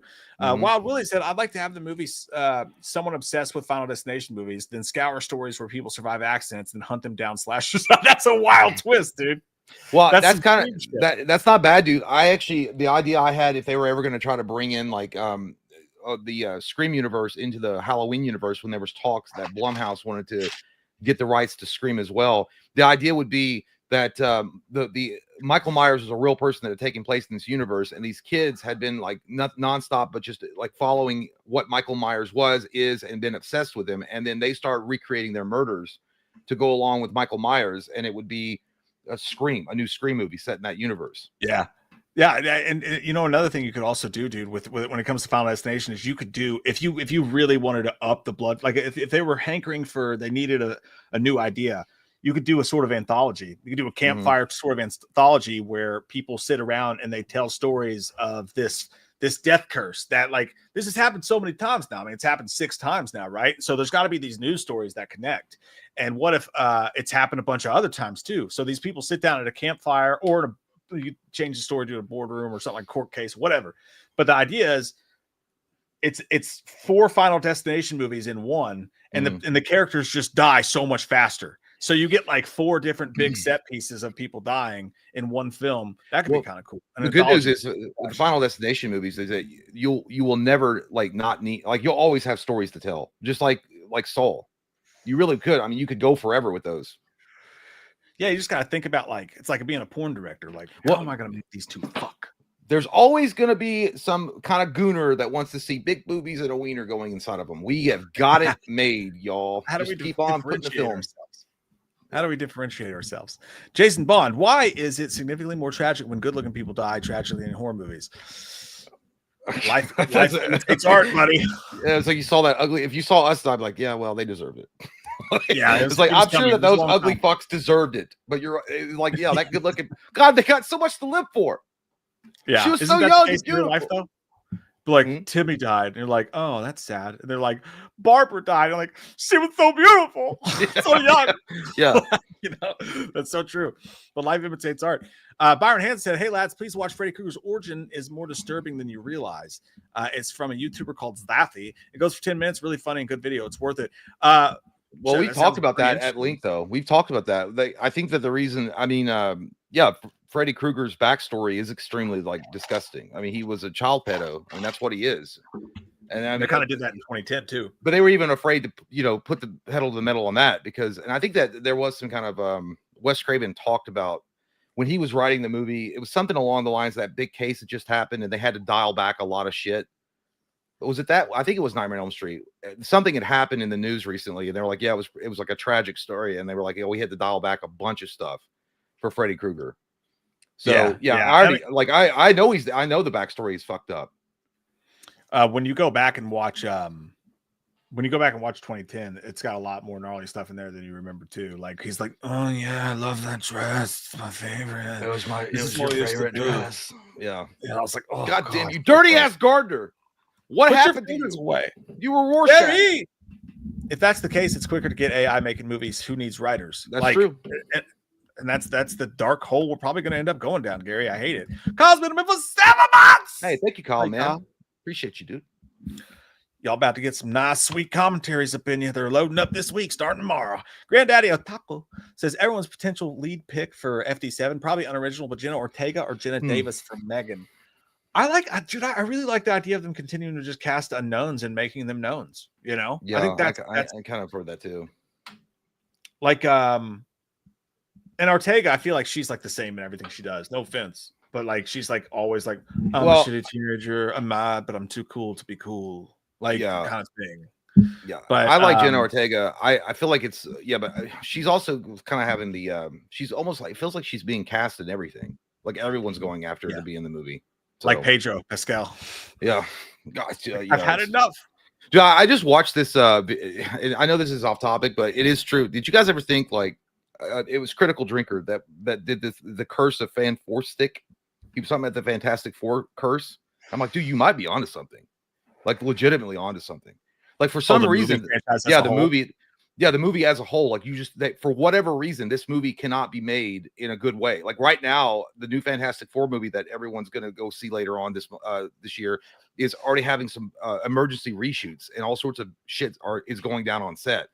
And he was talking about the curse that follows around after Josh Trank and that disastrous Fan Four Stack, whatever the fuck. I can't even, the Fantastic Four movie by Josh Trank. And like it's followed him around after that. Stick. Bop it, sock it. I can't say it. But yes, that one. But yeah, I don't know. I thought it might be true. Based on, like he goes over it, like it's like an 8-minute video, and he kind of goes through it. And I'm like, man, I don't know. You might be onto something. Maybe for some reason, it seems like the simplest fucking movie to be able to make. The simplest idea. Like their characters aren't even that deep. They're a family of 4, and they've got like basic powers. But they're like the first family of Marvel. They're like all together, and they're like teamwork and all that shit. But for whatever reason, they just cannot make a good movie. That I'm gonna say something. Do you think that maybe that's just kind of a corny story that only really works for comic books? I think when it came, I don't know. I liked in the comic. Like here's the thing: when I collected comic books and I read them, Fantastic Four. It depends on the writer and it depends on how they take the story. I think that they're a pretty cool collection of characters. You got the hothead and Johnny Storm. You got the Thing, who's the reluctant hero. You've got Reed Richards, who's super smart but awkward, but he still loves his wife, but he doesn't know how to show it. I mean, that's all of us, I guess. And then you got Susan Storm, a fucking hottie That's the heart of the team. Like again, the story is very simple, but I think it depends on the writer. But even when I was reading the comic books, I was never that involved. But they do put a lot of love on Fantastic Four. A lot. Marvel always did. I don't know why, but I don't think. Are you saying that you think they're overrated?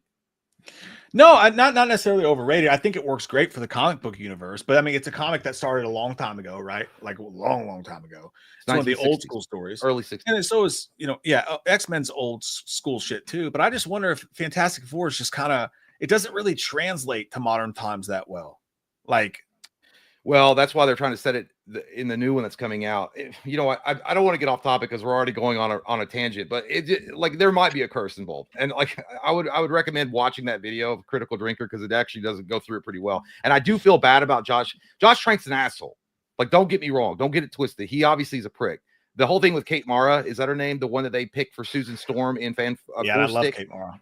She's a great actress, but he didn't want her. He wanted a different actress. And so what happened is that when the studio said, no, you cast Kate Mara, he said, fuck it. And he cast her because it was over his head. And then she said that he deliberately sought and like singled her out and was a complete bitch to her the entire time. To the point where it was almost unworkable. And the guy that he wanted was Miles Teller, which he got, but he got into a fist fight with Miles Teller. Because Miles Teller, he was like, and the reason why is Trank said that it was, he said he was one of those typical Hollywood elites celebs that was like, no, I'm not, just being a, kind of a sassy person on set.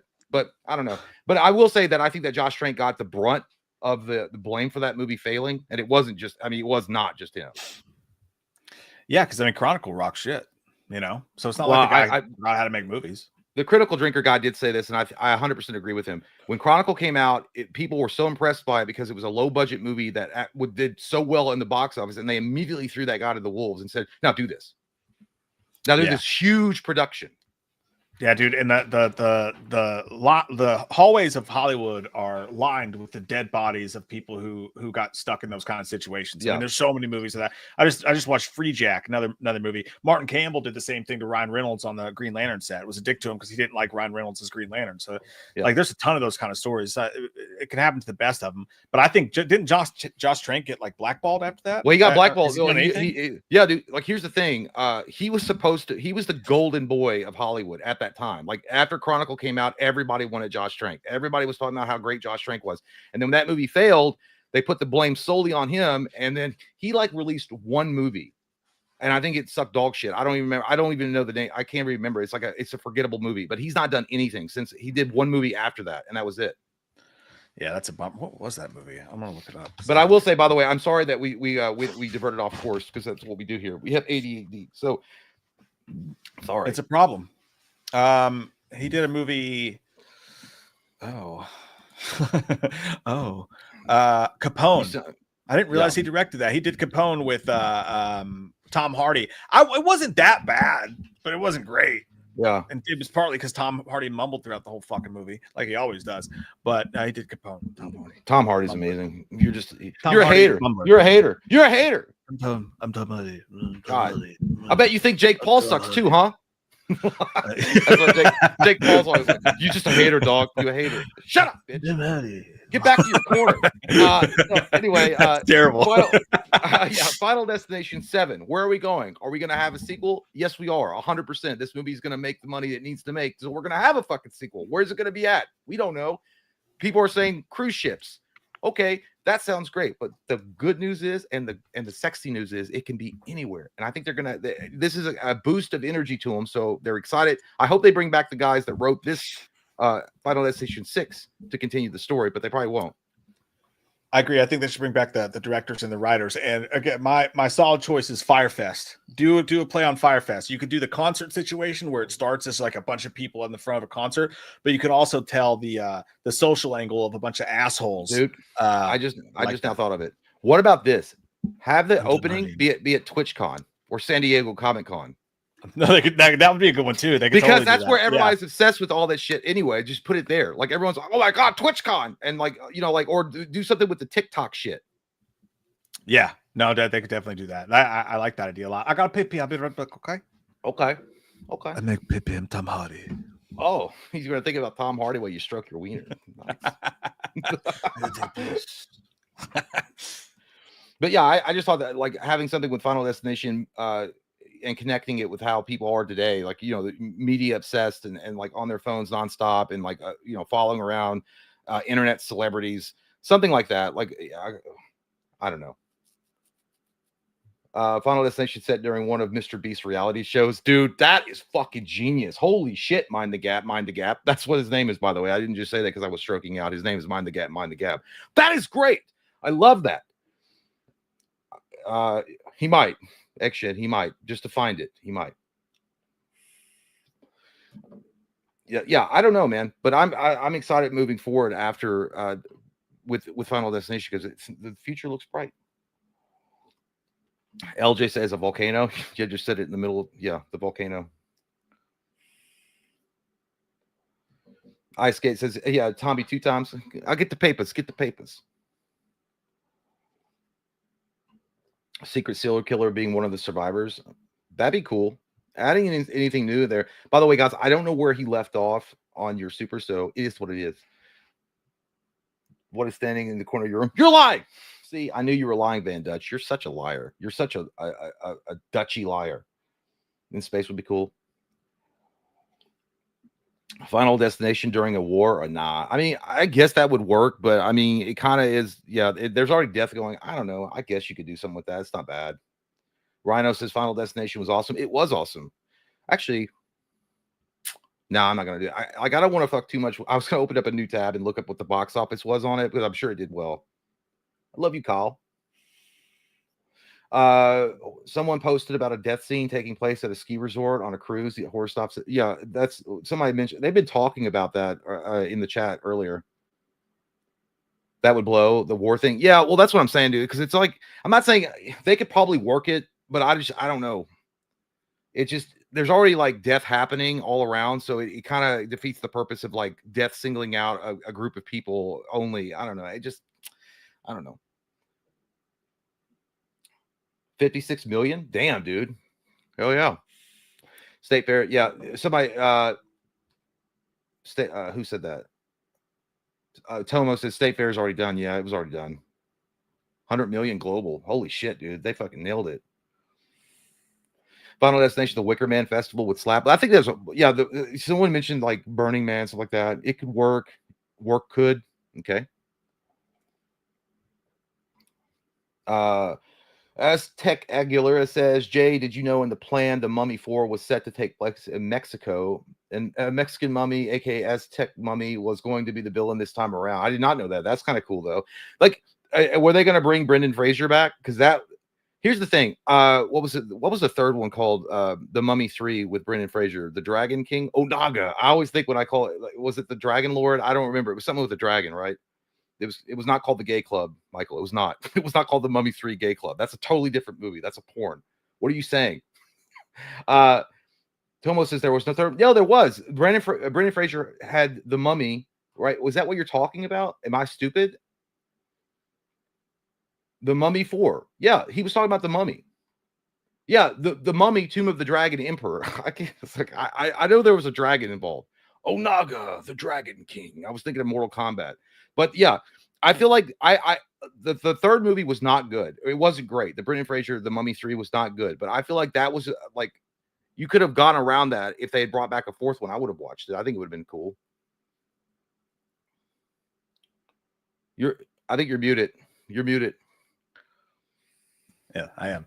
I'm also gay. I think if they did a requel and brought back Brendan Fraser, that would be pretty dope. Just today, Brendan Fraser as the Mummy. But he had to be like Michael, a Loomis type, you know? Michael, I know I was joking. He's like, I'm referring to Final Destination 7 in a gay club. That's fine. I thought because somebody was talking about the Mummy 4, and I just saw Michael say gay club. And I was like, yeah, no, dude, they couldn't do it in a gay club. Because remember at Halloween Kills, where there was two things that were like, Halloween Kills hates firefighters and also gays, because they killed gays and firefighters. Imagine if they didn't find out. Well, they just wanted to kill a bunch of gay people. I think there was wasn't there like a massacre that happened at a gay club not long ago, or maybe it was a while ago. I can't remember. where there was actually like a shooting taking place or some There may shit have like been. that. Was pretty Yeah, that's true, gnarly. too. So maybe they didn't. I'm want shocked like, they're still able to pull off Final Destination movies in today's climate, where that's like a big thing. You got to be careful not to veer too far into something like that. You know? yeah. God, I your don't room's know. getting darker and darker, dude. I feel like fucking Orlok. I know, and I know it is what it is. Satan's It coming. doesn't look bad. It's just getting darker. I can't do anything about it. You will be in the cave. I'm not complaining. I'm not complaining. I just make a statement. I make a call. No, I know, but if people are like, God damn, Jesus, is Jay actually in a fucking cave? Like he was talking about the Tony Stark thing. Is he actually in a cave? No. Oh shit. Yeah. No, yeah, it was Paul. Yeah, you're right. Yeah, there was one. It was in Orlando, I believe. But yeah. You know, shit happens. I didn't know where we left off on. I didn't know where we left off. No, okay. I didn't read it. Yeah. Crazy Saints had Final Destination marathon with my kids, then went to see Bloodline, and we had a blast, which made me like the movie even more. Never knew a Final Destination film could be so brutal and so wholesome at the same time. Dude, that's a really great point. You put that in a box really well right there. Yep. Yeah. Rest in peace, Tony Todd. Yeah, man, for sure. Yeah, that sounds like you sound like a great dad, dude. That sounds fucking awesome. Hey, kids, gather around. Tonight, we're going to watch nothing but films about brutal murder and how death is out there. You never know when it's coming. And then afterwards, we're going to go to the movie theater and have a bucket of popcorn, a family event, and watch another great entry into that series. I would say it definitely depends on the kids' ages, but like, that sounds awesome. Kids. Yeah, no, like, and by the way, we got lucky. I took MJ to see it. She's 15. I took her to see it, and dude, had the whole theater to ourselves. So, like, when the deaths happened, we got to scream and throw popcorn at each other, and it was a great time. But I'll never forget when I took her to see Ready or Not, which Ready or Not came out in what, like, I don't know, came out a few years ago. So she was a little bit younger for Ready or Not, but we watched a bunch of horror movies at home and stuff like that. And this fat fucking turd of a movie theater worker, dude. Little fucking dick. Like, he wasn't at his stand when you walk in the movie, and half the time at Cinemark they don't check your tickets, you just go in or whatever. He was like 30 feet away, and there's no one there, so we got to walk in. He's like, come back. I'm like, okay, dude, here's the ticket or whatever. And it was some interaction like that. He was being weird already, but then, dude, he scanned our tickets in, and I was with my daughter, and when we're walking away with our popcorn and shit, he looks at the ticket, he goes, "Are you serious?" Like that, just like that, dude, like loud. "Are you serious?" And I could tell based on the douchiness coming out of his crack that he was like, he saw that I was taking her to see Ready or Not and was like offended by it or whatever. And I almost turned around and fucking threw a stinky dinky. Well, I'll tell you this. I was like, I'm with my kid. I'm not going to do it. I take my job very seriously. And I don't know why you're acting like you didn't know me. So I was saying, Jay's first day there. I was like, "Are you serious?" Because you're an asshole and just walk by me like you didn't know me. And it's like, "Hey, supplemental income, you dick." That's what I'm doing. No, he probably said, "Are you serious?" when he found out that his belt buckle, like his he hadn't seen his wiener in a while or something. And his belly was. Anyway, I'm not making jokes about fat people. We're not fat shaming around here, but yeah, it is what it is. Fatty. Yeah, that was wild, but no, that's well, awesome. No, actually, speaking of that, wasn't there a chick? No, it wasn't even a chick. It was the chick at one of those horror conventions that were in that berated one of our subscribers about going and seeing the movie with one of his kids. It was See Anything You Like, lady. Oh yeah, the girl from Halloween, the 1978 Halloween. I can't remember Annie. Her name. Not Annie. What's her name? I don't remember. What's the girl's name that fuck it, it doesn't matter. But that girl was signing autographs, and one of our subscribers went up and was getting an autograph from her, and she kind of just undressed him. No, See Anything You Like. Yeah, not literally, but undressed him down for like taking his or letting his kids see the movie. Yeah. PJ Souls, thank you. PJ Souls. Yeah. Our buddy took his kid to see him, and he's like, I don't know, was he like maybe 11 or something? I don't know. But he was like, "Yeah, I really liked you." And she's like, "You shouldn't be letting your kids watch this," or something like that. And I'm like, "Dude, he's just paid you money for an autograph. Just sign the damn thing." Yeah. So what? Hey, the little kids saw your boobies. How's your career going? Oh yeah, that's right. What? Like, yeah, it's just that's such a weird thing to do. Yeah.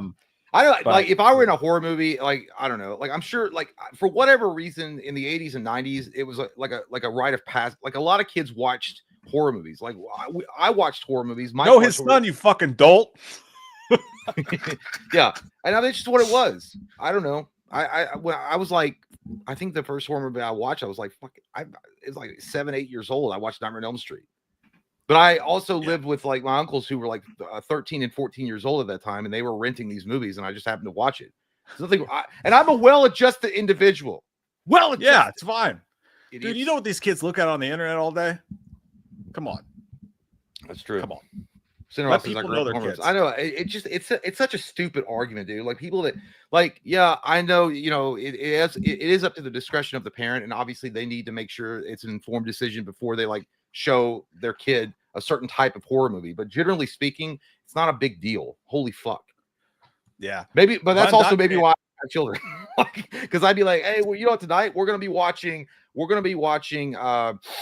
all the Final Destination movies, and we're also going to watch something. And they're like, how old is like 5? It's fine. It's fine. They're gonna have a good time. Yeah, parents know their kids, man. Like, and you know, now if the kid's scared and doesn't want to see it, and you take them, then that's dick move. You know what I mean? But if the kids want to see it and they're cool with it, doesn't give them bad dreams, and you know them, and you know your kid, I think it should be fine. Van Dutch, I got a fun story about that dude. Cool name, and I like your face, by the way. You look like you wear cool Vans. I don't know why, but I bet he has cool Vans. Van Dutch, by the way, this is the first time I'm seeing. He commented earlier, but you actually do look like a survivor of a Final Destination movie, and you're trying to warn people about a notebook. You're like, it's real. You can tell he's tall by his picture too. For some reason, you look like you play drums for a cool band. I don't know what it is about you, but he said, I saw RoboCop when I was 10. It was fun, glorious. So my parents were weird, dude. What they would do is I used to watch all the Seagals, the Van Dams and shit. And my parents would let me watch, and my dad would be watching like the Saturday. Remember the Saturday night 9 o'clock movie? Like they showed a new movie on all the time. So I'd get to watch a lot of these movies when they showed them on HBO. And dude, basically, when Steven Seagal was about to lay the pipe to some lady in his dojo, they would just be like, "Close your eyes." You know what I mean? Like when the sex scene would come on, I'd be like, and I'd always be peeking and shit. But that's just kind of how it worked. You close your eyes during the bad scenes or whatever. But RoboCop specifically is funny because for some reason they never let me watch that one, and I don't know why, because I watched everything else. But one time I was home alone.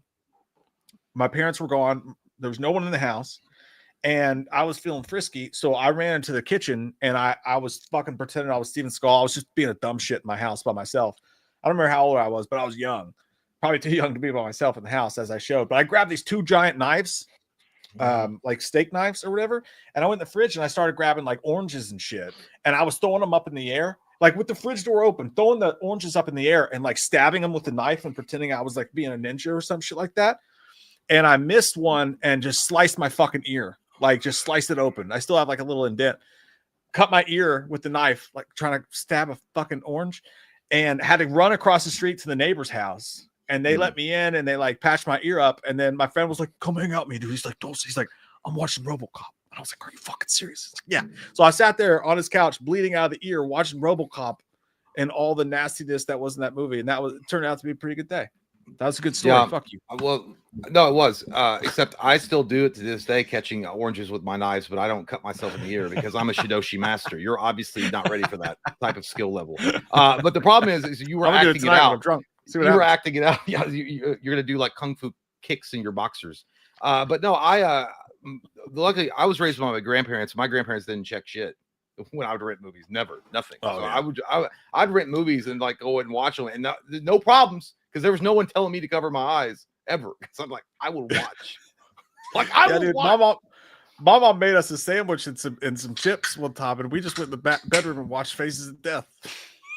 No, I had no idea. No, I used to rent movies all the time, and like there was a place called Downtown Video that my brother and I would go to, and it was his old, like really sweet guy, and he would let it. He just did. It wasn't the same kind of like weird overprotectiveness of like, we gotta make sure our children don't say shit.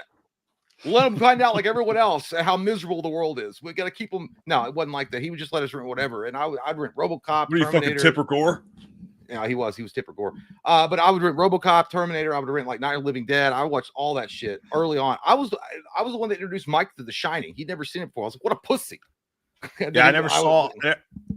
I watched. I had several first time watches. I never saw Nightmare before. I watched Nightmare with you for the first time. Watched Exorcist with you guys for the first time. Yeah. And watched Shining. Well, I remember the first time I saw Shining, I was like, this shit sucks. The worst I that happened sucked. with The Shining is like I always was scared of the old lady in the tub, and that like I was scared. That actually did fuck me up for about a week. I'd be like, I'm not gonna go to that bathroom at all, like unless the door's open. So if somebody walks by and I'm taking a dump, I'm doing it for my safety. I don't know if some old lady's gonna pump up out of the fucking bathtub. Got to cover all my bases. So I did do that for a while. And Night of the Living Dead, Night of the Living Dead. Well, the one that actually got me, and I know people like. I remember dating this one girl, and she was like, "This is stupid." I was like, "Your face is stupid." Evil Dead, the original Evil Dead. When I watched that for the first time, I was like 11 or 12. That scared the fuck out of me. And I remember following my uncle around for like a week because I was scared. Dude, fucking Azteca Aguilar. Good to see you, buddy. By the way, those are two sweet fucking video stores, dude. They had a video store called Video Shores. Did you live on the beach? Was it a coastal town? Because Video Shores on a coastal town is fucking cool. Like, remember, that's what I want to go back in time and open that store. There was like a Sun Hut video or Sun something video. Sun Coast is what was in the Sun mall. Coast, yeah. That was on no. It was a video rental store. I don't think it was a chain though. Huh.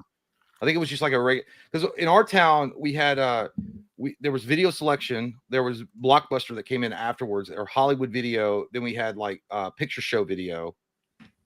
But yeah, dude, I missed those. Dude, I was thinking, like, guys, here's a scenario for you. What would you do? All right, here's the scenario. A genie comes down and he says, here's what we're gonna do. All streaming services are canceled forever. All of them.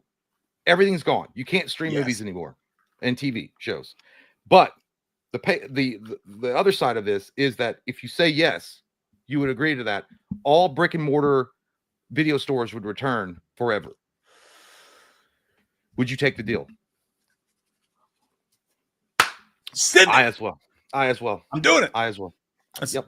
It's a great question. And I was thinking about that. I was thinking about that, dude. Like HBO Max, Discovery, Paramount Plus, all that shit gone in a fucking heartbeat. If you could just go in, if video stores would come back. Would it be annoying as fuck? Yes. And here's why. Because nowadays, if I have an article I have to write or something, or if we have a video that we have to review or something, yeah, can I sit on my couch and just Final Destination 3, and like pop it up, rent it for $4? Yes, I can. On the other hand, it'd be funny as hell if you and I lived in the same town and we only had one video store, but we both had to review a movie. And it's like, dude, did you rent it? Like, yeah, it was the only copy. Then you'd be fucked. I think it would be so awesome for content too, because you could do IRL streams where you would go into the video store and pick out the movies that you were going to watch, and then you could have a live chat going while you're like, what do you guys want us to watch? And they're like, fuck, dude, it was so fucking cool, dude. It would be so fucking awesome to be able to do live streams and go in video stores and hang out. I'd get a job there just so they let me do what I want. Just to hang out, yeah. Like, yeah. Did you guys know that Quentin Tarantino used to work in a video store? For real. Dude, I fucking all I wanted to do was work a goddamn Blockbuster Hollywood Video. They would never hire me because the problem was you put in your application, all they had to do is look you up at their system and like, this motherfucker's got $67 in late fees. I ain't hired him. He's irresponsible. So I never could get a fucking job because I had a lot of late fees. It's like, this guy also writes a lot like softcore porn. So I don't know. He's kind of like, that was you. I never did that. That was you. No, I didn't. I rented. Yeah, I did. I did that a lot. But that guy gave me a job at Video Selection, our local video store. And the reason why he did it for is because his name was Rodney. He was an awesome dude. He kind of looked like Todd McFarlane a little bit. But he came in, he was awesome. He was like, hey, the reason why I gave you this job is you don't have a lot of work history, because I was young, but he was like, but I know that you're a loyal customer and you're in here all the time. So I figured like I would give you a chance or a shot at it. So I was like, thanks, man. I really appreciate that. You loser. Yeah. Well, you know why I quit, bitch? It's because they were using DOS program. This is what happened. They gave me 2 days of, no, not even 2, like a day and a half of training. And then on the second or third day I was there, he was like, so we're going to be, you're going to be closing the shop by yourself on this Friday night. I'm like, what are you talking about? And he was like, oh yeah. He's like, dude, don't worry about it. He's like, I got he had like a little, like a notebook with all the commands for DOS. Like DOS, by the way, some of you guys don't even know what the fuck that is. Like that's like, it's called work, Jay. It starts with a W and ends with a K. Learn the fucking playbook. That's called sucking my dick, is what it's calling what you're saying right now. First off, it wasn't that way. You guys, DOS programming, like if you grew up in the 80s, you know what I'm talking about. But there was no way, it wasn't a clicking thing or nothing like that. You had to like, go through this and put in command prompts and all this stuff. And also he was like making sure, he's like, by the way, there are some customers that might come in during Friday and Saturday night that will have their accounts flagged, and you got to make sure you call Rodney on this because only he can rent to them and he'll have to give you the okay. I'm like, what the fuck are you talking about? This was insane shit, like goddamn NASA level, like hoarding, like crazy shit. And then he was like, what was it?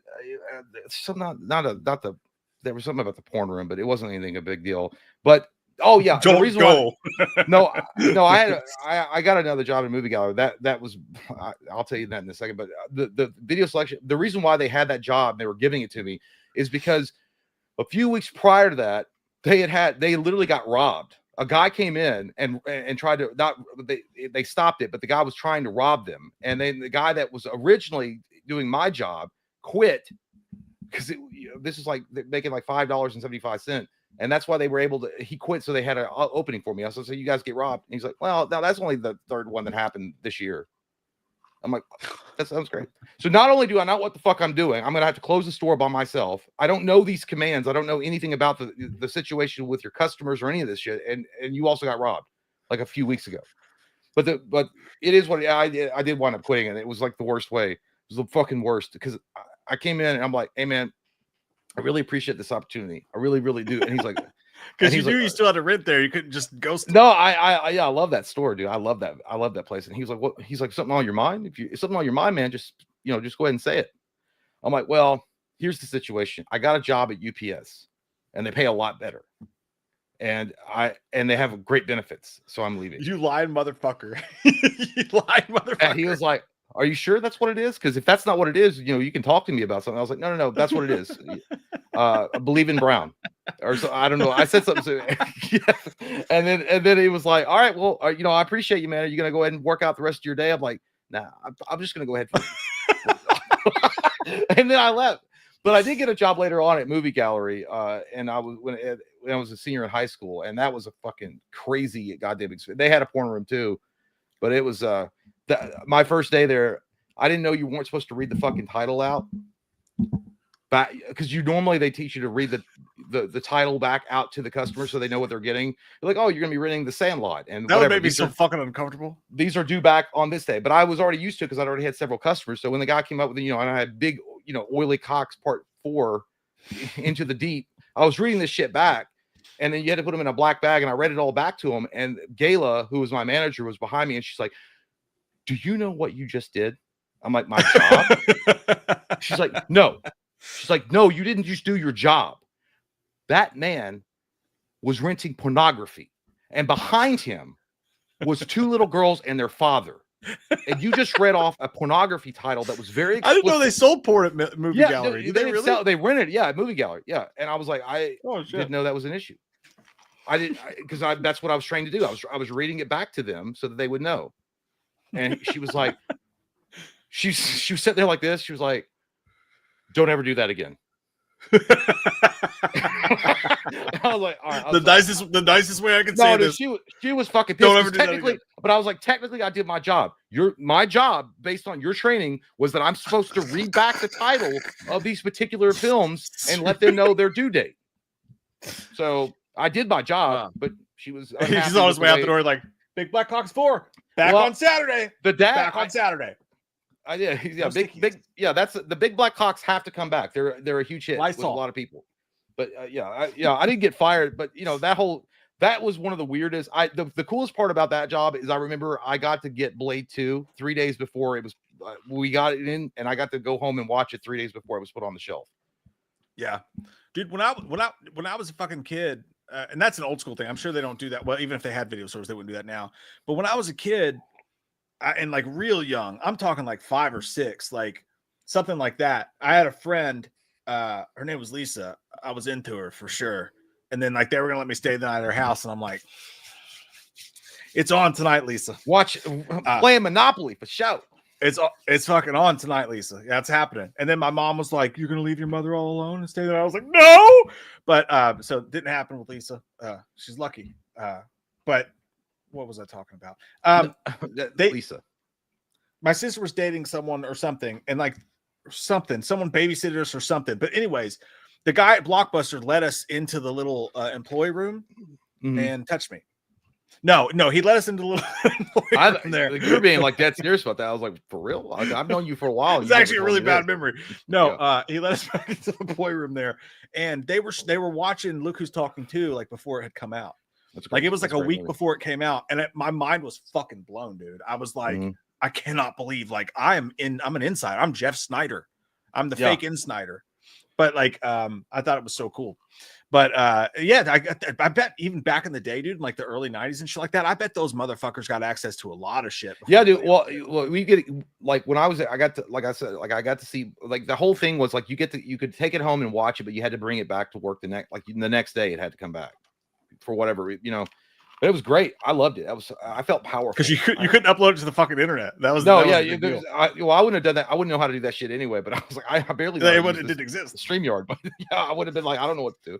But yeah, it was awesome. I was like, holy shit, dude! I felt like a powerful man. I was like, I have access to Blade 2. No one has seen it except if you were at the theater. That's how I'll be doing though. Like when we get an early screener on Netflix or something, I'm like, hey kids, come gather around, kids. You guys want to see something before the rest of the world?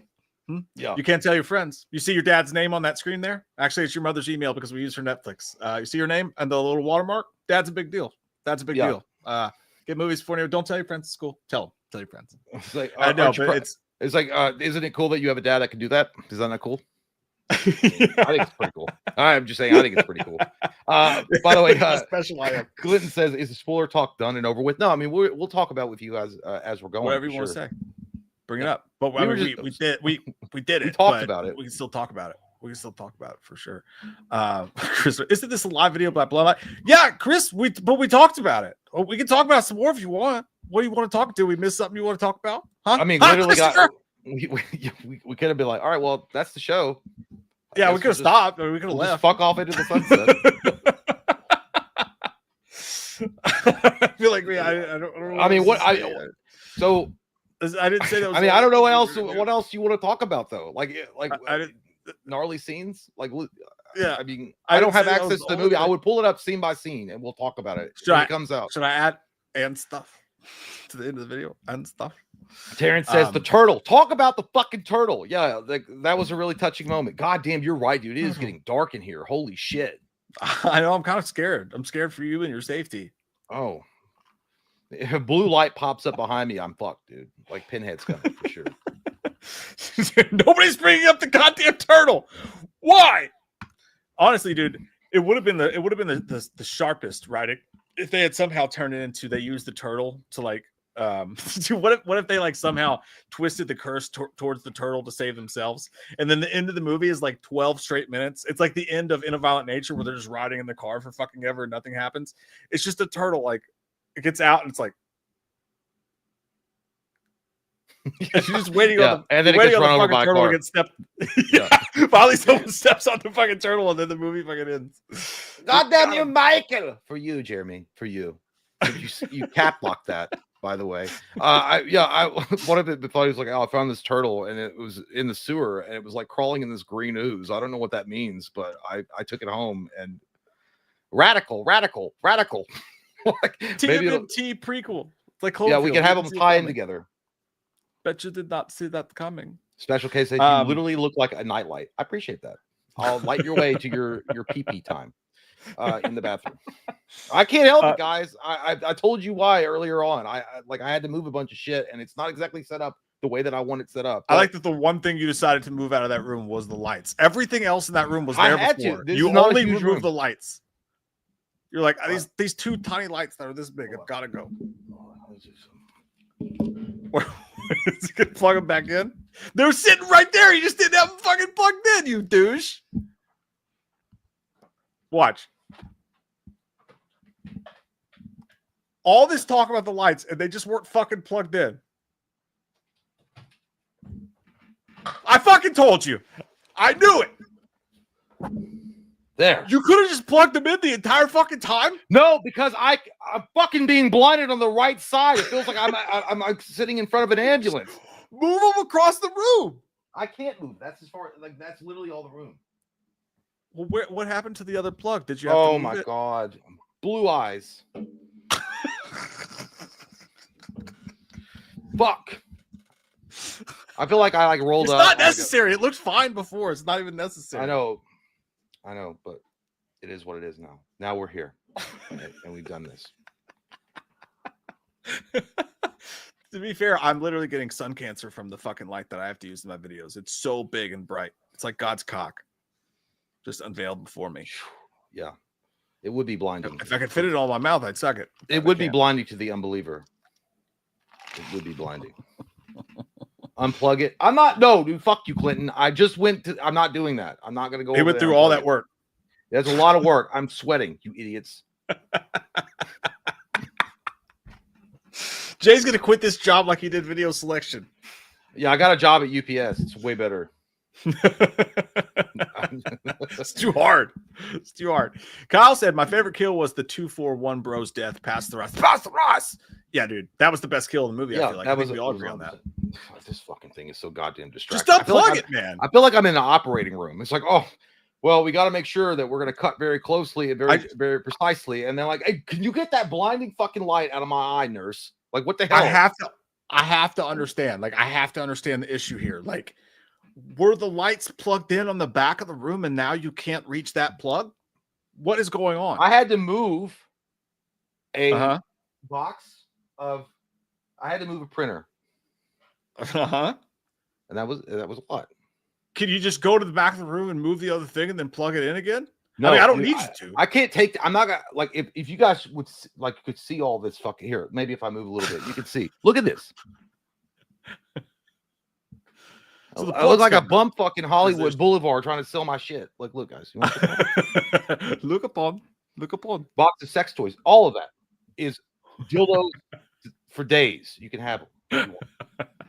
It does. Your room looks like the tanning bed kill from Final Destination 3 right now. Well, speaking of which, Terrence Jackson said that was still the best, honestly. That was a really good one. It was an gnarly one. That was a good one. I don't know what my best favorite kill of the entire franchise would be. That's probably the roller coaster. Did we do that one? Did we do a ranking of the Final Destination death scenes? I don't know. I thought we did. Yeah.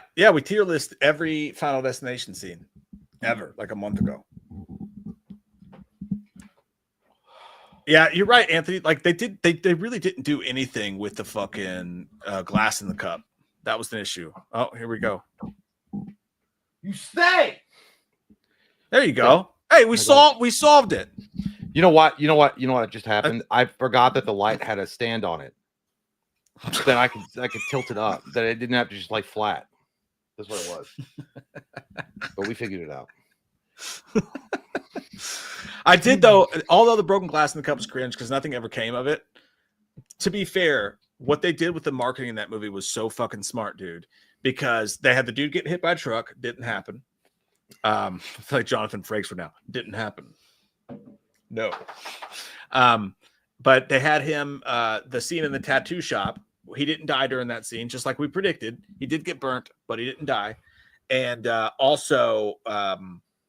The broken glass and the whole yard scene, they showed it so you thought they were going to do this, but they surprised you. It was genius marketing, really. They did a great job of the marketing. They did. They did Why really did so well.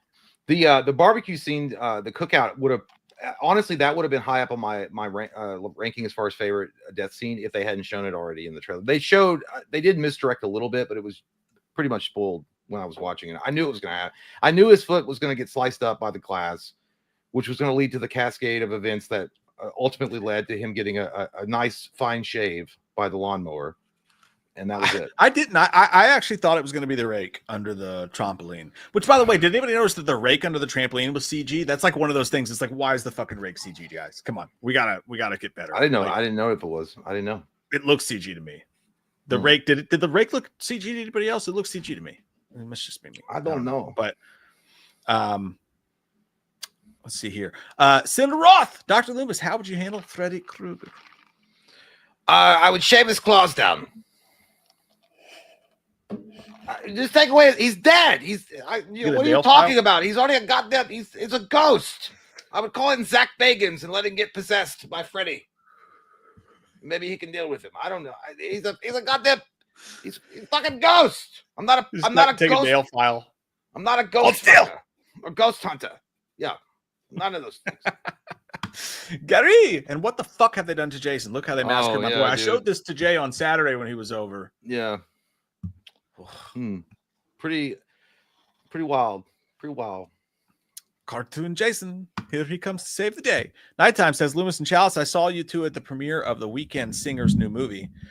You were front row center. Loomis got a kick out of for kissing the stream. Yeah, I don't know if you know this, but The Weeknd, the singer, songwriter, The Weeknd, after his amazingly awful shit fuck performances in some HBO show he was a part of, decided he needed to, I think, direct and star in a movie called Hurry Up Tomorrow, starring Jenna Ortega.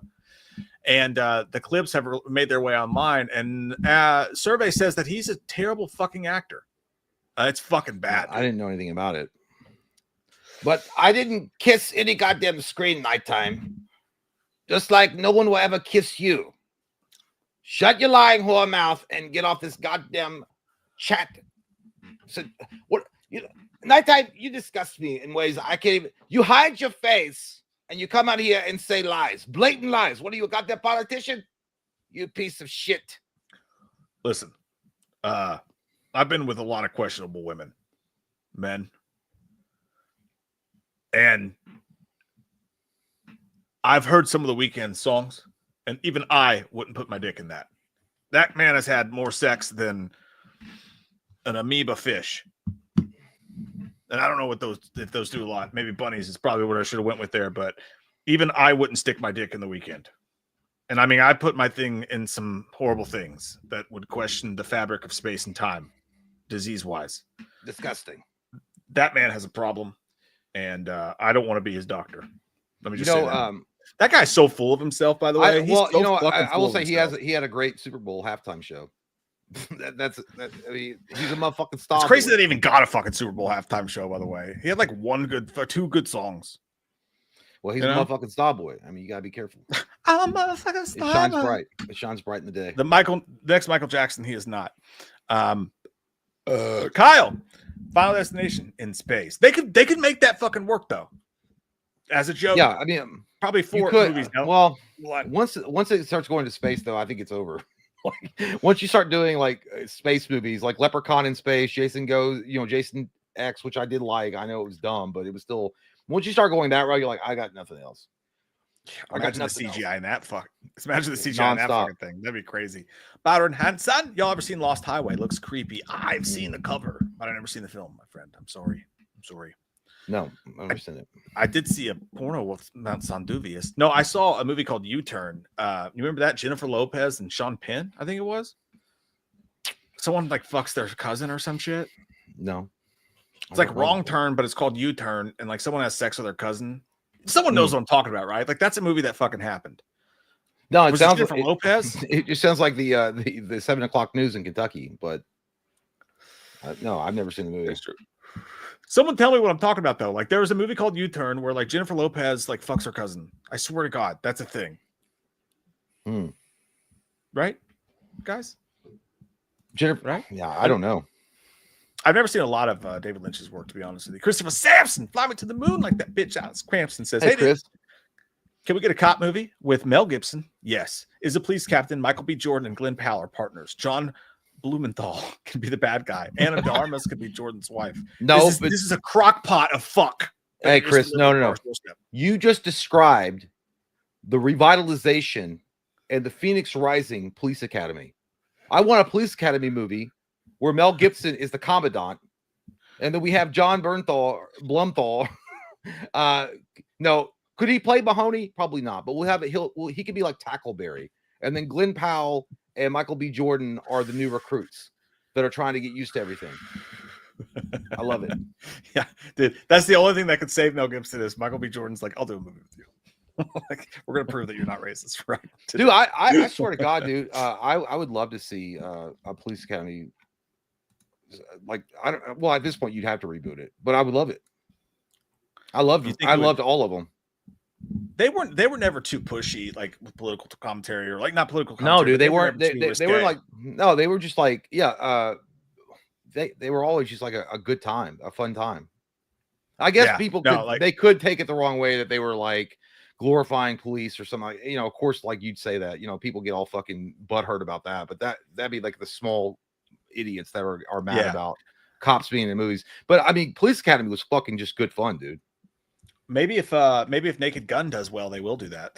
Todd, you're right. Todd. Like U-Turn is that movie. It's the movie you rented and like nobody saw it, but your cousin like told you about it in 6th grade. You're like, dude. Well, you're right. Chalmers, yeah, the Russian one sucked. Part 7 was terrible. And Tomo says there's never going to be a raunchy Police Academy remake. No, I know that, but I'm saying, well, Police Academy 1 wasn't raunchy, but I mean, it pushed the boundaries a little bit. It was actually the only rated R one. All the other ones are PG-13 because they show movies. Let's hear a Zed impersonation, Jay. Chin Chin machine. Jojo Medico. Blew a fight, blew the whole thing apart. I didn't write it.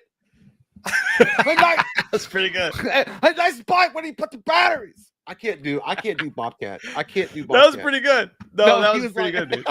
Well, there was one scene. I think it was in Police Academy 3, and Sweet Chuck was his roommate. Bobcat Goldthwait. They got in trouble, so they had to like pick up all the trash around the campus, and they get 2 dogs with flashlights. They put the flashlights in dog's mouth and they make them go all around the yard. And then the Sweet Chuck he's like, Mr. Zed, do you think this is gonna work? He's like, what are you talking about? It's working. What are you talking about? By the way, dude, I keep tongue punching my fart box. I keep the roof of my mouth is burnt, like real bad. Like I have actual blisters on the roof of my mouth because when you left the other night, I was a little hard on your mouth. I'm sorry about that. No, Jake, what time you got here at like 12, right? 11:30, 12, and we filmed until what 8 o'clock at night, maybe. Somewhere like that. Somewhere about 8 o'clock at night, and you left, and I was hungry, so I made some pizza rolls, but I was real hungry, so I was sitting on the back porch, just listening to music. Had me another Busch Light, and then I was like, I'm hungry, so I put them in, and then when they came out, I got real hungry, so like I didn't want to wait. So I just picked them up and dipped them in hot sauce and threw the pizza rolls, the spicy ones, in my mouth, dude, and just squished down. And that motherfucker, dude, just exploded. Woo! And like, I woke up and I didn't even feel it. Like that was the thing. Like I didn't even feel it that much. I kept eating. Yeah, dude. I kept fucking eating them and dipped them in hot sauce. And yeah, I scolded my mouth and had the hot sauce scolded. And dude, I woke up the next morning and immediately I was like. It's still numb. Like my gums are all fucked. I've been like I have a scar on my hand from where I was like super wasted, and I wanted like pizza rolls, but I wanted to cook them in the oven because I'm a fancy bitch, and I wanted that I did crunch. Yeah.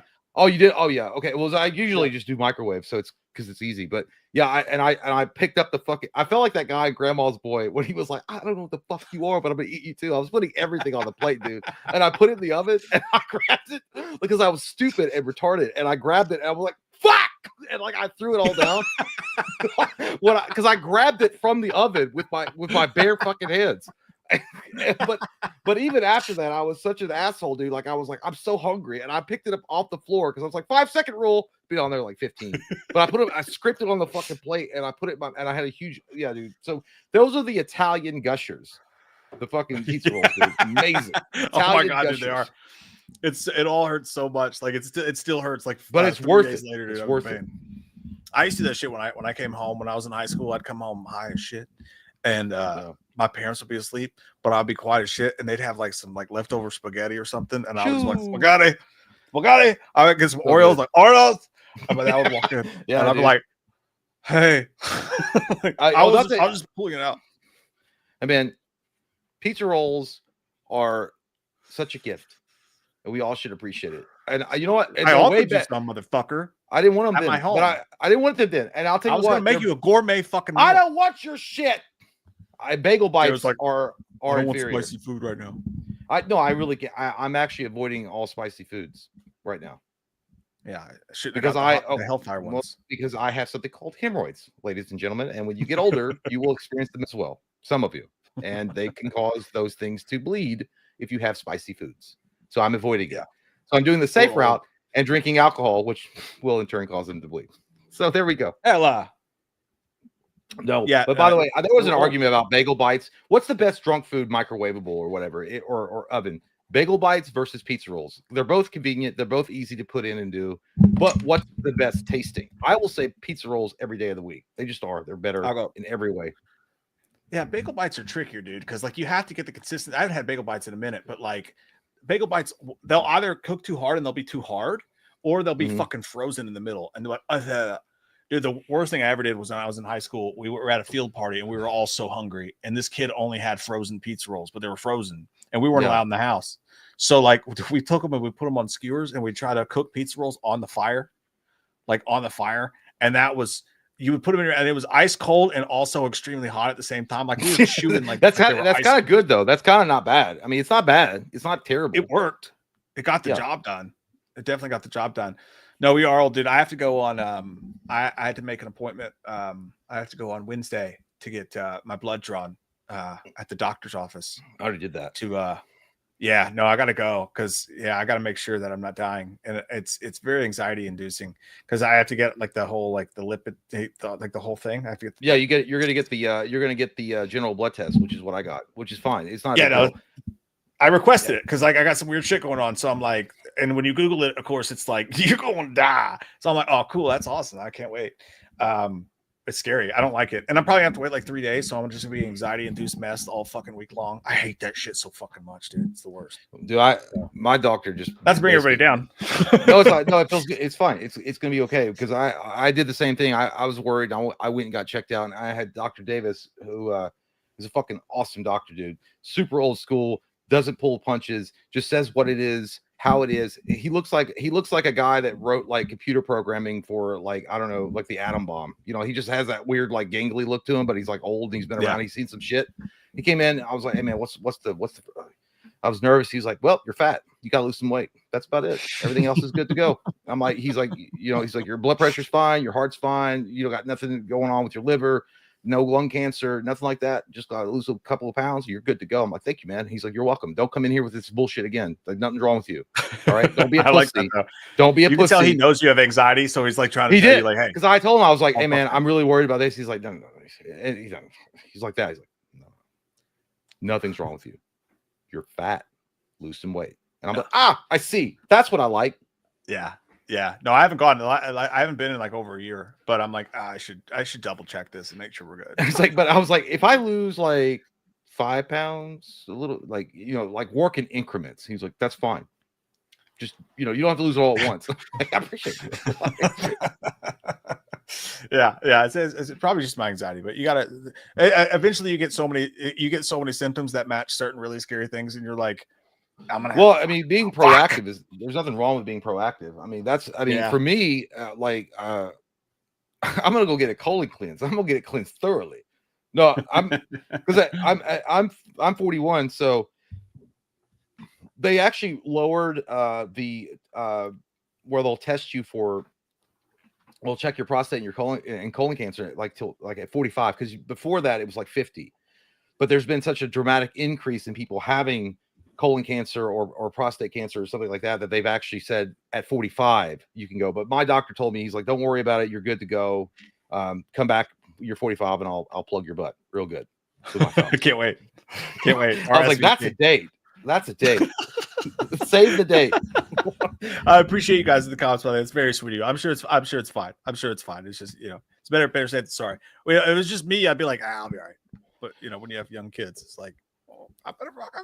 Well, we grew up. It was a different time we grew up. Never like, you like tell your problems to your mom or your dad. I'm like, are you dying? I'm like, no. Mm-hmm. It's like, well, then you're fine. Stop being a pussy. Yeah. No, I miss those days for sure. I definitely miss it. Okay, let me see here. Well, Willie wants to know what happened to the guy in the ring tattoo parlor scene. Exactly as we called it, dude. Brutal. In the trailer, they showed it getting stuck on there. They showed him jumping in the fire. He did not die there. He was actually fine. He was walking around the neighborhood later on. Where he actually dies is in the MRI scene. Mm-hmm. And then we find out, and I knew it, dude. As soon as the MRI started pulling shit from the walls, started pulling his earrings, I was like, he's got a Prince Albert. And sure enough, they panned down. I didn't know he had one. I didn't know he had a wiener. I didn't know he had a wiener piercing at all. But that was a shock to me. Like, that's a Shalimon twist. Did you really? Once they did the nipples, I knew it was going to dick down. Well, here's the thing. He had the best, I think, the best death scene in the entire movie for sure. And what was it, an MRI or a CAT scan? I don't know which one that is. MRI. Okay. Yeah, it was really fucking good. It was amazing. Yeah, that shit was awesome. But here's the thing, Willie, he didn't die at the tattoo parlor, which is what the trailer would lead you to believe. Right. Which is good misdirection. And even the scene where he gets hit by a truck doesn't happen. That's someone, they were like imagining it and talking about it, and it was like a fake out death. Mm-hmm. He dies in the MRI because it sucks him in and it pulls him in, and he literally gets crumpled up and folded into like a steel chair and sucked into it. And that's how he dies, which is pretty gnarly. It's a cool death. Some people call that a Swedish massage, but not me. I gotta go pee really bad. I'll be back though. Enjoy tinkle time, sir. Nighttime says, when my mom took me to see Halloween 2009, I was young, and the theater dude scanned our ticket and said, "It's pretty bloody," but he was nice about it. See, that's different. That dude who looked at the ticket when I took my daughter was like, "Are you serious, dude? I am not a violent person unless you push me to that point." And he'd already pissed me off, and I'm walking down the hall with my daughter, and I turned around and I was like, "What?" And he didn't look up. He just stared at the ticket. And everything in me wanted to walk up and be like, "You got a fucking problem, pal?" And I just knew I was going to end up on like a freak out video or something. So I just like, and I was like, "Motherfucker." And MJ was like, "What?" I was like, "Nothing. It's fine, honey." Just went and seen the movie. But yeah, it's funny, dude, because when we went and saw Halloween 2007, not H2, but when we saw 2007, Jay and I were together. And it was so funny, dude, because we didn't have the channel yet. We were just going to see it as, just fans or whatever. But this mom, this like grandma, had brought her 2 young kids in there, and they were pretty young. And it was funny because all the conversation, "I'll come over and skull fuck the shit out of you, probably queer," like all that shit didn't really resonate. But when we got to the strip club scene and it was like, "Love hurts," and the mom was stripped, that mom stood right up and she grabbed that kid by his shirt and she was like, "Go, we're leaving." And I'm like, clearly you didn't know what Rob Zombie's name brought with it, because that was tame for what Rob Zombie usually does, lady. I bet that shocked a lot of people. Just like Deadpool when it first came out. I was smart enough about that one. I didn't take my kid to see it. She was younger then too. But I didn't let her watch Deadpool until they came out with the like the nice version of it. Or when it came out on DVD, I remember I clocked all the super sex parts and like fast forwarded through them. Like, okay, you can watch this part. Jay Tinsel says, my boss, but she and I were both super huge superhero people. So like, I felt so bad she couldn't see it that I like made sure to clock all the really bad stuff and like cover her eyes and fast forward it through it so she could experience it as well once it came out.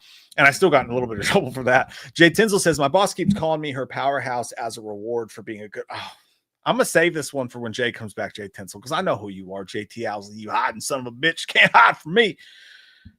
Ain't no way a phone just rings to the police station. No how, no way. Gary says, can people just admit it? We all watched horror movies as a kid and enjoyed the nudity. Yeah. Yeah, dude. Of course. That was like a rite of passage, you know? It's way better than what kids have now. They could just go, no one's looking, www.holyfuck.com, and they can see it all. Crazy Saint, the color of your underwear and the last thing you ate is your porn name.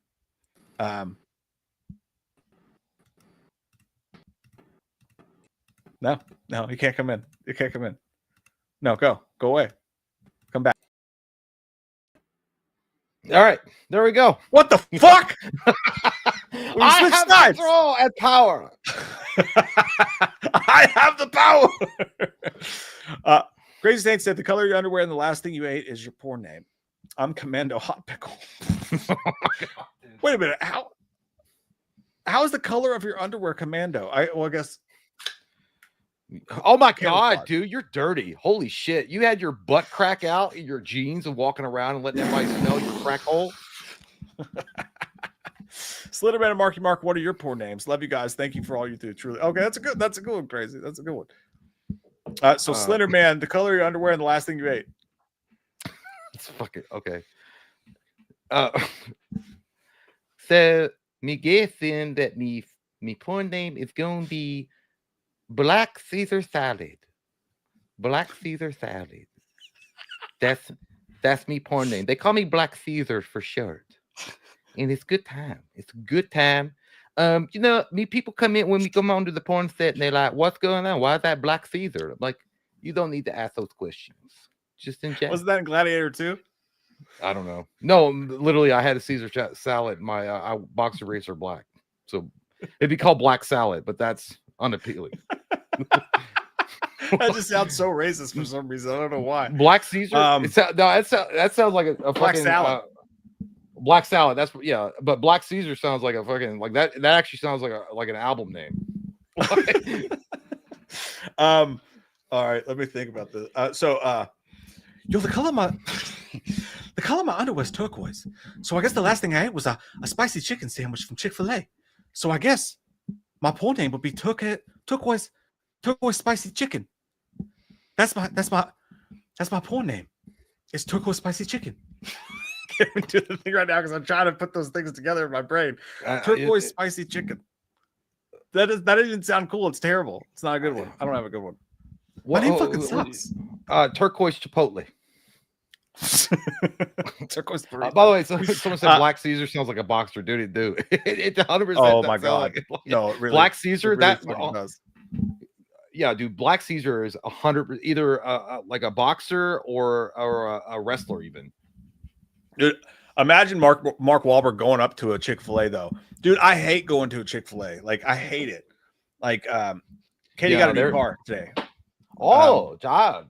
Yeah. Tell me about it. How much? What is it? It's a Jeep. It's a Jeep Cherokee. Oh, straight to her car, got a Jeep Cherokee. So we're like, let's go for Grand Cherokee. Yeah, Big Dad had one of those back in the day. Yeah, it's nice. It's nice. But we take the kids for a ride, so we go to Chick-fil-A. Right. And we pull up, we got all the kids in the car. And like my 10-year-olds or my 9-year-old's like fucking as soon as he's like, my pleasure, she's like, God, I hate that. I was like, I do too, because she's heard us complain about they're so creepy, dude. The Chick-fil-A people are so goddamn creepy. He's like, how may I serve you? Yes, my queen. My pleasure. I'm like, stop saying weird shit, dude. Just take the fucking order like a normal goddamn person. He's like, Brother James, what would you like? Like, no, we're not in church. Calm the fuck down. Here's a Bible. Read it. Yeah. And give thanks. But Mark Wahlberg, like, why the fuck you saying my pleasure? I'm not pleasing you.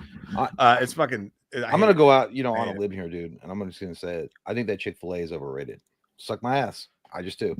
I think their chicken sandwiches are good, but I will go with this. Yeah. I think the spicy chicken sandwich from Wendy's is superior in every way. I've had the chicken sandwich from Chick-fil-A. The Chick-fil-A sauce is incredible. I will give it props for that, but ultimately the spicy chicken sandwich from Wendy's is the best. I do agree with you that Chick-fil-A is massively overrated. Every time you fucking go there, it's like a goddamn, it's like church just let out and they're serving Jesus burgers. Well, I don't care about the religious. So overrated, dude. Well, the religious thing is first, everybody goes there. So it's the hot spot that everyone's going to be at no matter fucking what, right? So you're already going to be sitting in line, waiting around like, what the fuck? This is crazy. Then you go up there and you get a chicken sandwich, which is it's okay, it's mid at best, and then you get some waffle fries. Like, bitch, I can make this at home in the goddamn oven. I see Kroger, they sell the waffle fries. I don't want to go too crazy. I do love the spicy cheese, but by the way, you got to get it deluxe because then they put pepper jack cheese on it, and that shit's good. Their spicy chicken is good. I won't argue that Wendy's is comparable. Wendy's is like it, though, man. Well, if somebody's like Popeyes, Popeyes is good. I'm not gonna like Popeyes is real fucking good. Like it is good. But the Wendy's spicy chicken sandwich has always been like numero uno for me. Because everybody was like raving about the chicken sandwiches from Chick-fil-A. Like you thought we had a war that no one could get it, and they were buying them up. And then I had it. And I'm like, what the fuck is going on? Why is people so weird about this? I'll give Chick-fil-A credit on breakfast because those little chicken minis, my fucking god, you dip those shits in mayonnaise and you'll fucking die of fatness because it's so good. That sounds gross. So fucking good, dude. But and the thing about their spicy chicken sandwiches is they're always the same. That is one thing you can count on for Chick-fil-A because they beat those kids in the back with whips, consistency, Jesus whips. But like they're always, the consistency is there. Chick-fil-A or Wendy's, you might get some fucking crackhead might slap a fucking burger on there. They don't even know what they're doing. That's fine. But like Chick-fil-A, crackhead's got always talent. the same because they pay those kids like $18 an hour or some shit because they make them do weird shit and they diddle them in the kitchen. But like apart from that, it's like a cult, dude. It's fucking weird. They're all so into their jobs. Like they're all out there because we're too good to use the speaker. We're going to have some teenagers stand out here in the fucking -2-degree weather because they're special. But like, why do you always have such a long line then? Because actually the old drive-through model is actually better, but you're Chick-fil-A. So you think you're fucking better than everyone. I feel, dude, I've only been to a few Chick-fil-A, like, cause I don't normally go out and like seek it out or anything like that. But the times I've been in the drive-through, I feel uncomfortable when the like coming up to the side of the window. and they're like just standing there, and they're like, "Hi." I know, dude. It's fucking weird. It's like they stepped and into Christian further. Do you want to make an order of our specialty items? And let me go ahead and tell you that you've made the right, like something weird like that. I'm like, what the fuck? And I'm like, no, yeah, I just want this or that. And they're like, that is such a glorious choice, And on top of that, thank you for choosing us amongst all the other restaurants that you could have chosen. I'm like, and then they just hang out, and they're like, God, get the fuck away from my car. I get all paranoid and shit. But yeah, I understand. Daniel Torres said it's like getting your order taken by Joel Osteen. That's exactly what it feels like. It's not like I understand they're doing their job, because that's exactly, 100% that when they get their job there, they have to go in and be like brainwashed with a video, and they sit there for hours with their eyes like peeled open like a Clockwork Orange while they take in this fucking video. Like, you must respect the customer. You must bring them to the mountaintop and let the Lord tell them. By the way, I love my Jesus, but that's weird. It's right though. You're right though. You're 100% right. It's fucking weird, dude. And they're so into it. There's no way that you're telling me that these fast food employees, all right, are not a part of a fucking cult, because they're fast food employees. The natural response really, yeah, what the fuck do you want? I don't. Well, I've never. And you go in there and they're all like, "How may I serve you today, Jessup?" And you're like, what the fuck?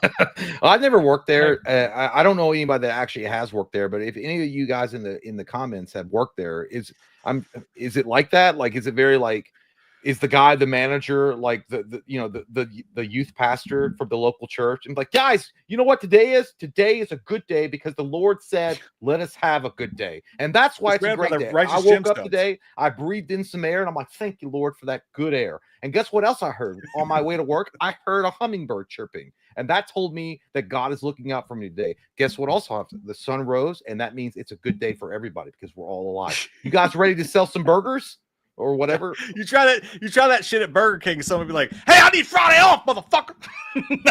that's how that would go. But when I get a Wendy's chicken sandwich, that shit's made with love and hate at the same time. I know that shit's made. I like a little hate in my Chicky Sandies. I love, dude. It's fucking weird though. If someone's like, "Hey, you want Chick-fil-A or Wendy's?" 100%, I'm gonna pick Wendy's every day of the week. Every day of the week, I'm gonna pick Wendy's chicken sandwich over Chick-fil-A. Because first off, Chick-fil-A takes too long. It's a hassle to get it. It's a good sandwich. Chick-fil-A chicken sandwich is an amazing sandwich, but I feel like on a tier list, they're overrated and they're bottom to Wendy's. I think Wendy's overtakes them. Yeah, I'm fine with that. Like, Chick-fil-A creeps me the fuck out, dude. There's gonna be a Heaven's Gate fucking documentary about the guy who runs those. Yo, I hope to God I don't die. And then the one thing that happens when I get up to the pearly gates and I'm getting judged, and St. Peter's up there, and he's like, "You did not like Chick-fil-A's chicken sandwich. You fucking heathen. You son of a bitch. Enjoy the chicken sandwiches from the butt crack of Satan. Down you go." like, please, God. That's a Rally's chicken sandwich. That's what that just give you a Rally's chicken sandwich. Dude, Rally's is it's Checkers for some of you all. It's Checkers or Rally's, but dude, that is delicious. That is like desperation time when you have to go to Rally's, dude. I like it, but dude, is the Big Buford is great, but that's like nothing else was open though. all the deals center on you ordering at least 3 fucking sandwiches, because like if you're gonna eat here, you're gonna feel fucking bad about yourself. All right, that's what it's gonna be. Dude, I've left your place before, and April's picked me up, and she's like, "Oh, you want some food?" I was like, "Yeah," and then nothing's open but Rally's. I'm like, "Fuck!" Everyone's gonna see me. They're gonna laugh at me because I love that shit, dude. No, it's good, but it's like, God damn, dude, it's so overpriced, and it's so like bottom barrel shit. Yeah, no, Rally's and Checkers. They have some good deals, though. They do have some good deals. I'll give them that. Michael Parker says, "Yeah, Checkers is cool." I mean, no, I'm not saying it's not good, but it's like it's like the last of the Mohegans. If you go there, you're like, yeah, well, that was all that was open. Yeah, you're not feeling great about yourself after you eat Checkers or Rallies. Yeah, there's no doubt about that. Jay Tinsel, I saved this one for you because we know who this really is. Oh, my boss keeps calling me her powerhouse as a reward for being a good worker, and it's making me feel things. If her behavior continues, she'll get my sloppy seconds after I steamroll all over my stepmom. You know what? What is the steamroll? Like, what does that entail, JT? Well, what do you think it means? What is the act? How does it work? It's just where he pulls her up. He just does whatever he wants on top of her afterwards. He just lets it's a fucking fruit roll up from hell. By the way, ladies and gentlemen, It's a Swiss this roll isn't from Satan's ass. this is not JT Insel. This is JT Owsley, a legend Yeah, he's around these hiding. parts, who is an amazing writer of the fucking porn with your mom type scenarios. And well, you know, I'll tell you what, JT, I don't know what to tell you, man. I hope you and your mom have a great life together. Apparently, you guys are gonna have Cyclops babies, and God bless. God bless. Hills Have Eyes 3, starring Jenkins. I gotta pee, Jay. I gotta pee. I gotta do it. I need it. We're at Gary at 8:35 p.m. All right. Dude, I was doing this. I was trying to do the blue steel thing from when you ruined it. What were you at though, by the way?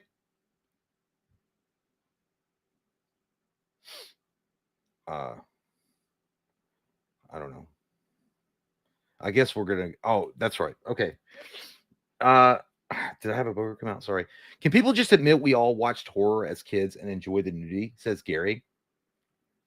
Yes, I enjoyed it. I think most people did.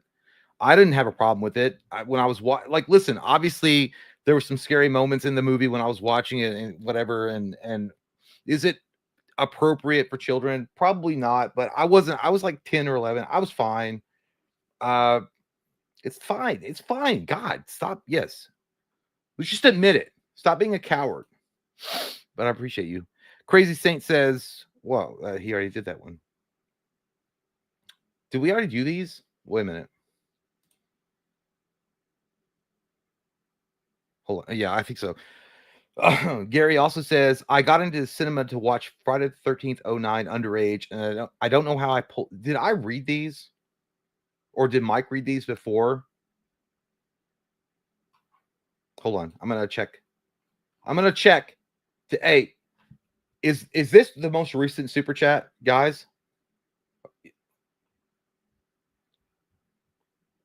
Kyle, what the fuck? He said, I farted and you can smell it. I don't want to. At least the last two. Shit, dude. You know what? I don't even want to do that then. This one's new, I think. I don't like the lack of confidence. Okay, so fine. Gary says, I got into the cinema to watch Friday the 13th, 2009, underage, and I don't know how I pulled it off. And that movie had all sorts of good nudity. It did. Your tits are so juicy, bro. Yes, you are correct. And Gary, congratulations. That a hell of a movie to get in to watch in the theater. I didn't even get to watch that in the theater. I don't think no, I didn't. That's awesome. Yeah, and you turned out fine. You turned out fine, Gary. Terry of the Dead, thank you so much. A member for 11 months. Wow. Okay, we like that. Says, my fave movies when I was ages 4 to 6 were Lethal Weapon 2 and Die Hard. I watched them constantly. But when South Park started in 97 and I was 11, my mom didn't want me to watch it. Isn't that stupid? That's so dumb. It's like, Mom, you didn't even pay attention to me at all. Didn't care at all until you saw a fucking Oprah episode where they were like, you got to monitor your kids. And now all of a sudden you're worried about me, Mom? That's crazy. But Lethal Weapon 2 and Die Hard are great. Like just the first Die Hard, I guess it's a great movie. Better than Lethal Weapon 2. Sorry to say. But yeah, crazy. It was the Boogeyman. Thank you so much. Says, there's still an abandoned movie rental shop where I live. Classic movie posters still up. So many good memories. I'll never forget that experience. It's sad, dude. Yeah, it's really sad. And the way that you've described it has made me more depressed, but it is 100% accurate. I'm actually surprised it's not been vandalized and someone's broken and tried to steal all that shit. But yeah, dude, there was something about the brick and mortar video stores back in the day when they were available and around. There were so many cool moments, you know, going to the Blockbuster or Hollywood Video or what have you, or whatever the local name for the video store was, and making new memories, talking with the cashiers and them telling you like their favorite movies and recommending movies with you, and then just walking around and your whole like idea of like picking the movie was based on the artwork of the VHS box or the DVD box. Dude, it was so cool. And that fucking smell, dude. That's that carpet smell and the gumballs that they would sell. Blockbuster did this a lot. You'd go in and then they would have like, you know, gumballs and like some other candies and stuff at the checkout area. God, so good. But yeah, Michael Parton says porn rooms must have had a beautiful selection for me. They did, dude. No doubt. All sorts. Well, they were all in different. They were all in different sections. So you had the lesbians, and then you had. God, get out of here, you fucking sick bitch. They had the lesbian section. They had the gay section. They had multiple, my favorite. The regular sections, and then they had some when you got weird, when you wanted to go off the reservation a little while. It was called Gonzo. They didn't even have a name for that shit. That shit was so wild they didn't even have a fucking name for it. They just called it Gonzo. Crazy from the Elm from Sesame Street. There's like, that's a Gonzo section. What the fuck is this? That's what when you found yourself over there in that section, you'd watched entirely too much porn because nothing was getting you off anymore. Crazy. You're like, hey, that's bad. We also have Wild Willie's, and if y'all ever make it to Tucson, they have a video store that's been open for over 30 years that has since added a bar upstairs with a huge popcorn machine. Damn, dude, that's fucking awesome. Yeah, like I always think it would be cool to I fantasies and ideas about going to Oregon and going to the last Blockbuster. I would love to do that. That would be awesome. But it always makes you feel kind of bad because if you breeze through town and you go to a local video shop like you're talking about, I would actually support that video shop if I lived around there. And I kind of feel bad. Like, I'm just going to go in there and be like, I'm only going to be here for a few days, but I'll give you a couple dollars. And there's no reason to rent there because there is streaming there. But I agree with you with what you said before. If we could get rid of all the streaming services, I don't mind the inconvenience of going to rent a movie in a communal. I think that's way better. Yeah, I miss especially in a communal.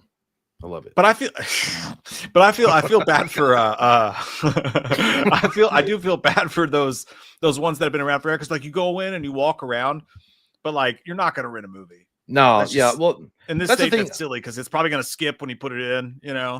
Well, I think he was talking about there's a bar upstairs because we're fucking drunks, and that would be cool. We would just hang up at that would be so fucking awesome. That's what. Oh my god! I didn't realize that he said that. That would be amazing. Yeah, and if a local video store opened up around us, 100%, we would be the sole proprietors of that place. We go all the time, just to hopefully keep them in business. Home. But this is my home. Robin Barker, also a member for 11 months. Thank you so much, Robin. Yeah. Says, doesn't it suck that aside from that awful Friday the 13th news a few days ago, there's pretty much nothing for Michael, Freddie, and Jason right now. Freddie and Jason would make huge bank right now. Absolutely, it's insane. It's like these people are allergic to money. They don't understand their customers, and they don't give a shit. I don't get it. I don't get it at all. Yeah, dude. It's a license to print money. What the fuck is going on? It's insane. Obviously we've talked about the Craven estate, and they want to make sure that a script moving forward is in line with their dad's vision or Wes Craven's vision. And I get that, but dude, it's been a while. Come on. But yeah, there's already, there's been great scripts that have passed through these hands, and they just continue. Give it to me. It's all, it's all bureaucracy bullshit. It's bureaucratic bullshit. This is what it is. It's like they're trying to figure out how this amount of money can pass through these, that's what it is. That whatever. If you want to rant about that, but Katie Seibom, love you. Upsetting. Love you, Katie. Love you, Katie. And you as well, but also Katie Sidebottom as well. We have a Cineroth. Here's a little money for better lights, Jay. Love you. Well, it's fine. Don't give me your pity dollars, Cineroth. Hey, Kyle gets it 1 membership. We appreciate you, dude. Thank you, man. Appreciate that. Give some thanks to Kyle. We have Motionless Zombie. Hey, guys, did you all see that Joe Biden has prostate cancer? Yes, I did. And also Jim Ross from WWF has colon cancer. Also a new Nightmare style Final Destination. Yeah, that would be a new Nightmare. Actually, a new Nightmare could work inside of a Final Destination movie. Definitely. Oh man, dude. Think about it. Yeah, it would be great. No, the only reason I say it wouldn't work is because I love that idea. Fucking love that idea. The only reason I would say it wouldn't work is because there's not enough big name actors in the franchise to pull people in. So you have Devon Sawa, you have for the nougat guy. No, that's not him. That's no, you got Stifler. You do have Stifler, Ali Larder, and really for the rest of the franchise, for the most, there's not really a whole lot of big names. There's the Elizabeth Marie Wanstead. I think you'd have to have a couple more notable actors to really pull a general audience in to do that, but it's a fucking good idea. Well, the idea would be meta on top of meta. because New Nightmare is essentially a meta movie, kind of like what Scream was. With the Yeah. idea that there are actors in a movie that is actually a vehicle that you could use to bring back someone like Devon Sawa and Ali, like Sure. you were talking about. You could do that way, which is what I thought they were going to do with the new Scream movie.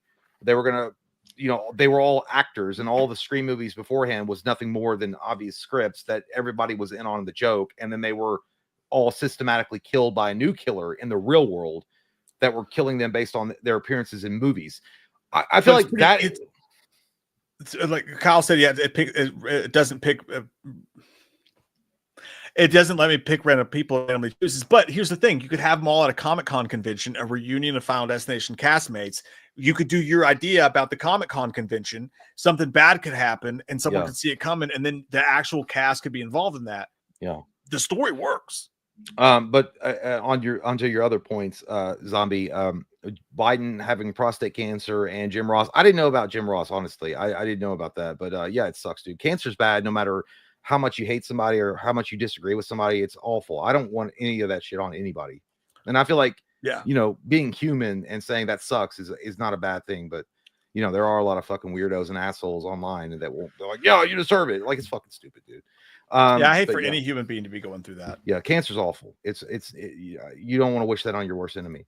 But Naject says, I want my colon cleansed. I'm probably queer. You are, without a doubt. Without a doubt. That's a big sign. That's one of the main ones, my friend. Robin Barker, no message. Thank you, Robin. Appreciate you. Thanks, pal. Tina. Hey guys, gotta watch the replay. Tina! Sorry. Hey guys, gotta watch the replay, but just got out of Bring Her Back. Wowee! It's a good one. As for Bloodlines, saw a penny on the sidewalk and shuddered a little. Yeah, you gotta avoid that shit. Pennies are useless. You don't need them anyway. Actually, the United States government actually wants to get rid of them because they're pointless. And they are correct. Why. They are correct. But yeah, I haven't. Bring Her Back looks good.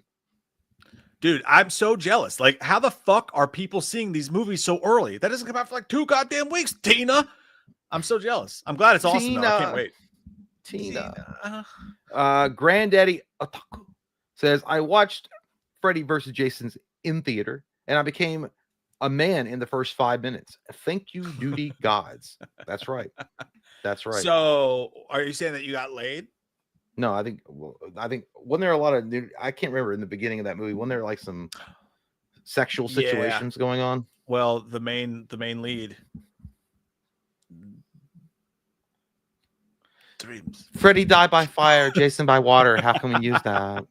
How can we use that? There's a lot more to offer other than acting experience. Okay. How can we use that? Yeah. Okay. I don't know. Fuck you. You know what I remember most about that movie is that because I was watching Smallville a lot, and the kid that played the Flash in the Smallville show was one of the main guys in Nightmare on Elm Street remake. But that's why I was like, oh, it's that kid. That's the only thing I remember. As Tegan says, just sign up for fan screenings. Well, we live in Kentucky. They don't have them here, dude. They're not here. Like if we live in like Florida or like LA or something, then yeah, or New York. But there's no fan screenings here, dude. Jay and I have been to like 3.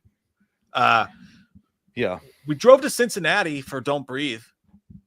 We did do that. We saw that one early. Remember that? That was weird. They like took our phones. I grabbed that lady's arm. I didn't know her, and she was sitting next to me, and I grabbed her. I'm like, I'm sorry, and she's like, baby, you can grab me all night. Don't worry about it. I was like, yeah. Those motherfuckers talked that entire screening too. For a fan screening, everybody never shut. But that theater was fucking dope though. I got the red leather seats. That was awesome. No, but remember they put our phones in bags and like gave us a number to get our phones back to make sure we weren't going to record it and shit. They really went the extra miles. Like, bitch, we're not trying to like sell company secrets. Like, don't worry. Katie and I went to go see Into the Storm at an early screening in Cincinnati. We drove up there for that one. That was all right. And then Southpaw, weirdly enough, Lexington, like one of the only screenings they ever had early was a movie. It was Southpaw with Jake Gyllenhaal. Badass fucking movie. Jay and I went to see that. That was dope. We both cried. We held each other. Oh yeah, dude. Yeah, and we avoided eye contact while we were doing it. I don't know that if it was Southpaw or if it was both that and Creed. Creed. We both cried. Mike and I were sitting right next to each other, and we both started crying at one part. And I was getting emotional, and I knew. And then I was like, I don't know if he is, but I looked over and I saw a glistening I'm like, it's gay if I look at it. So gay. So I'm like, anyway. Yeah. That we both cry. If you want men to cry, just put on a boxing film. Dude, I cry. It doesn't matter where you are or what point of your life you're in. If you put on Rocky 3, when he loses the race against Apollo, and then Adrian is she's like talking to him. Dude, it's one of the best speeches in cinema. One of the best speeches I've ever seen on screen. I can't believe it wasn't nominated for any type of an award. But she was like, he's like, I'm afraid. All right, I'm afraid. If you want me to break me down, like I was like, God, dude, that is so fucking every time. It was so good. Anyway, dude, that and four when she's at the bottom of the steps and she's like, you can't win, and she like shows that she doesn't believe in him or whatever. It's like, you can't win. I still watch that. We're like, and then he goes on the fucking thing. If the ladies, the 1 or 5 that are watching, if you want to see if your man is feeling like a feeling person at all, put on Rocky and just see. Oh yeah, I guarantee you that every fucking dude, no matter where they are, level of testosterone and what they're talking about, they will fucking cry at those scenes. 100%. That, by the way, sorry, go ahead. No, go ahead. No, you're fine. I was just saying in Southpaw, at the court proceeding, when they're pulling his daughter away, and he's like, no, and he's like trying to reach for his daughter, and they're pulling her away, and the security guards are holding him back. Dude, Southpaw makes me cry like 6 times. That one got me cry a lot. I feel like it got me where she was like smacking him and stuff, and like telling him, he was trying to like hug her and stuff. Which I don't have kids, but fuck, dude, that's gnarly as fuck. But Aztec Aguilera says, Kentucky, get with the times. Damn it, there's movie lovers over there as well, but they don't want to unless they can put it in fucking something to do with horse racing. So you're wrong. She's been ridden more times than Seattle Slew. Like Kentucky is literally focused around 100% about making sure that you understand that if you come to Kentucky, we're the thoroughbred state and we got horse races. We were gonna have a casino come in, and they wanted to come in and build a casino in Kentucky, and all the rich horse people were like, no. You put that shit at Red Mile, which is basically a horse racing venue. You could put slot machines there, but you can't build an independent casino because they want to keep all the money. It's fucking mafia ran here, dude. They do let us do FanDuel at least now. They do let us do that here in Kentucky. FanDuel found its way here, and I will say over about 7 years of betting on FanDuel, I'm proud to say, is that any I've good? Spent about FanDuel. No, is it? Well, there was another one too. Isn't it? Like there's tons. DraftKings, fucking DraftKings. Is it better than DraftKings? Because you get advertisement for both.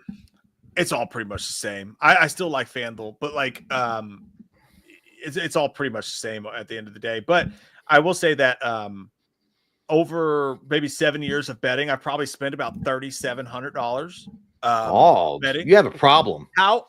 No. However, I'm proud to say. What are you, Norm Macdonald?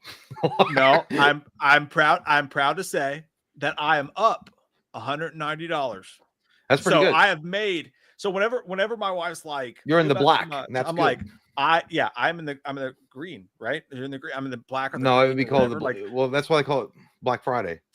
Barely, but I have made more money betting on sports than I've lost. So I'm like a genius, basically. Dude, I would just blow my load so quick.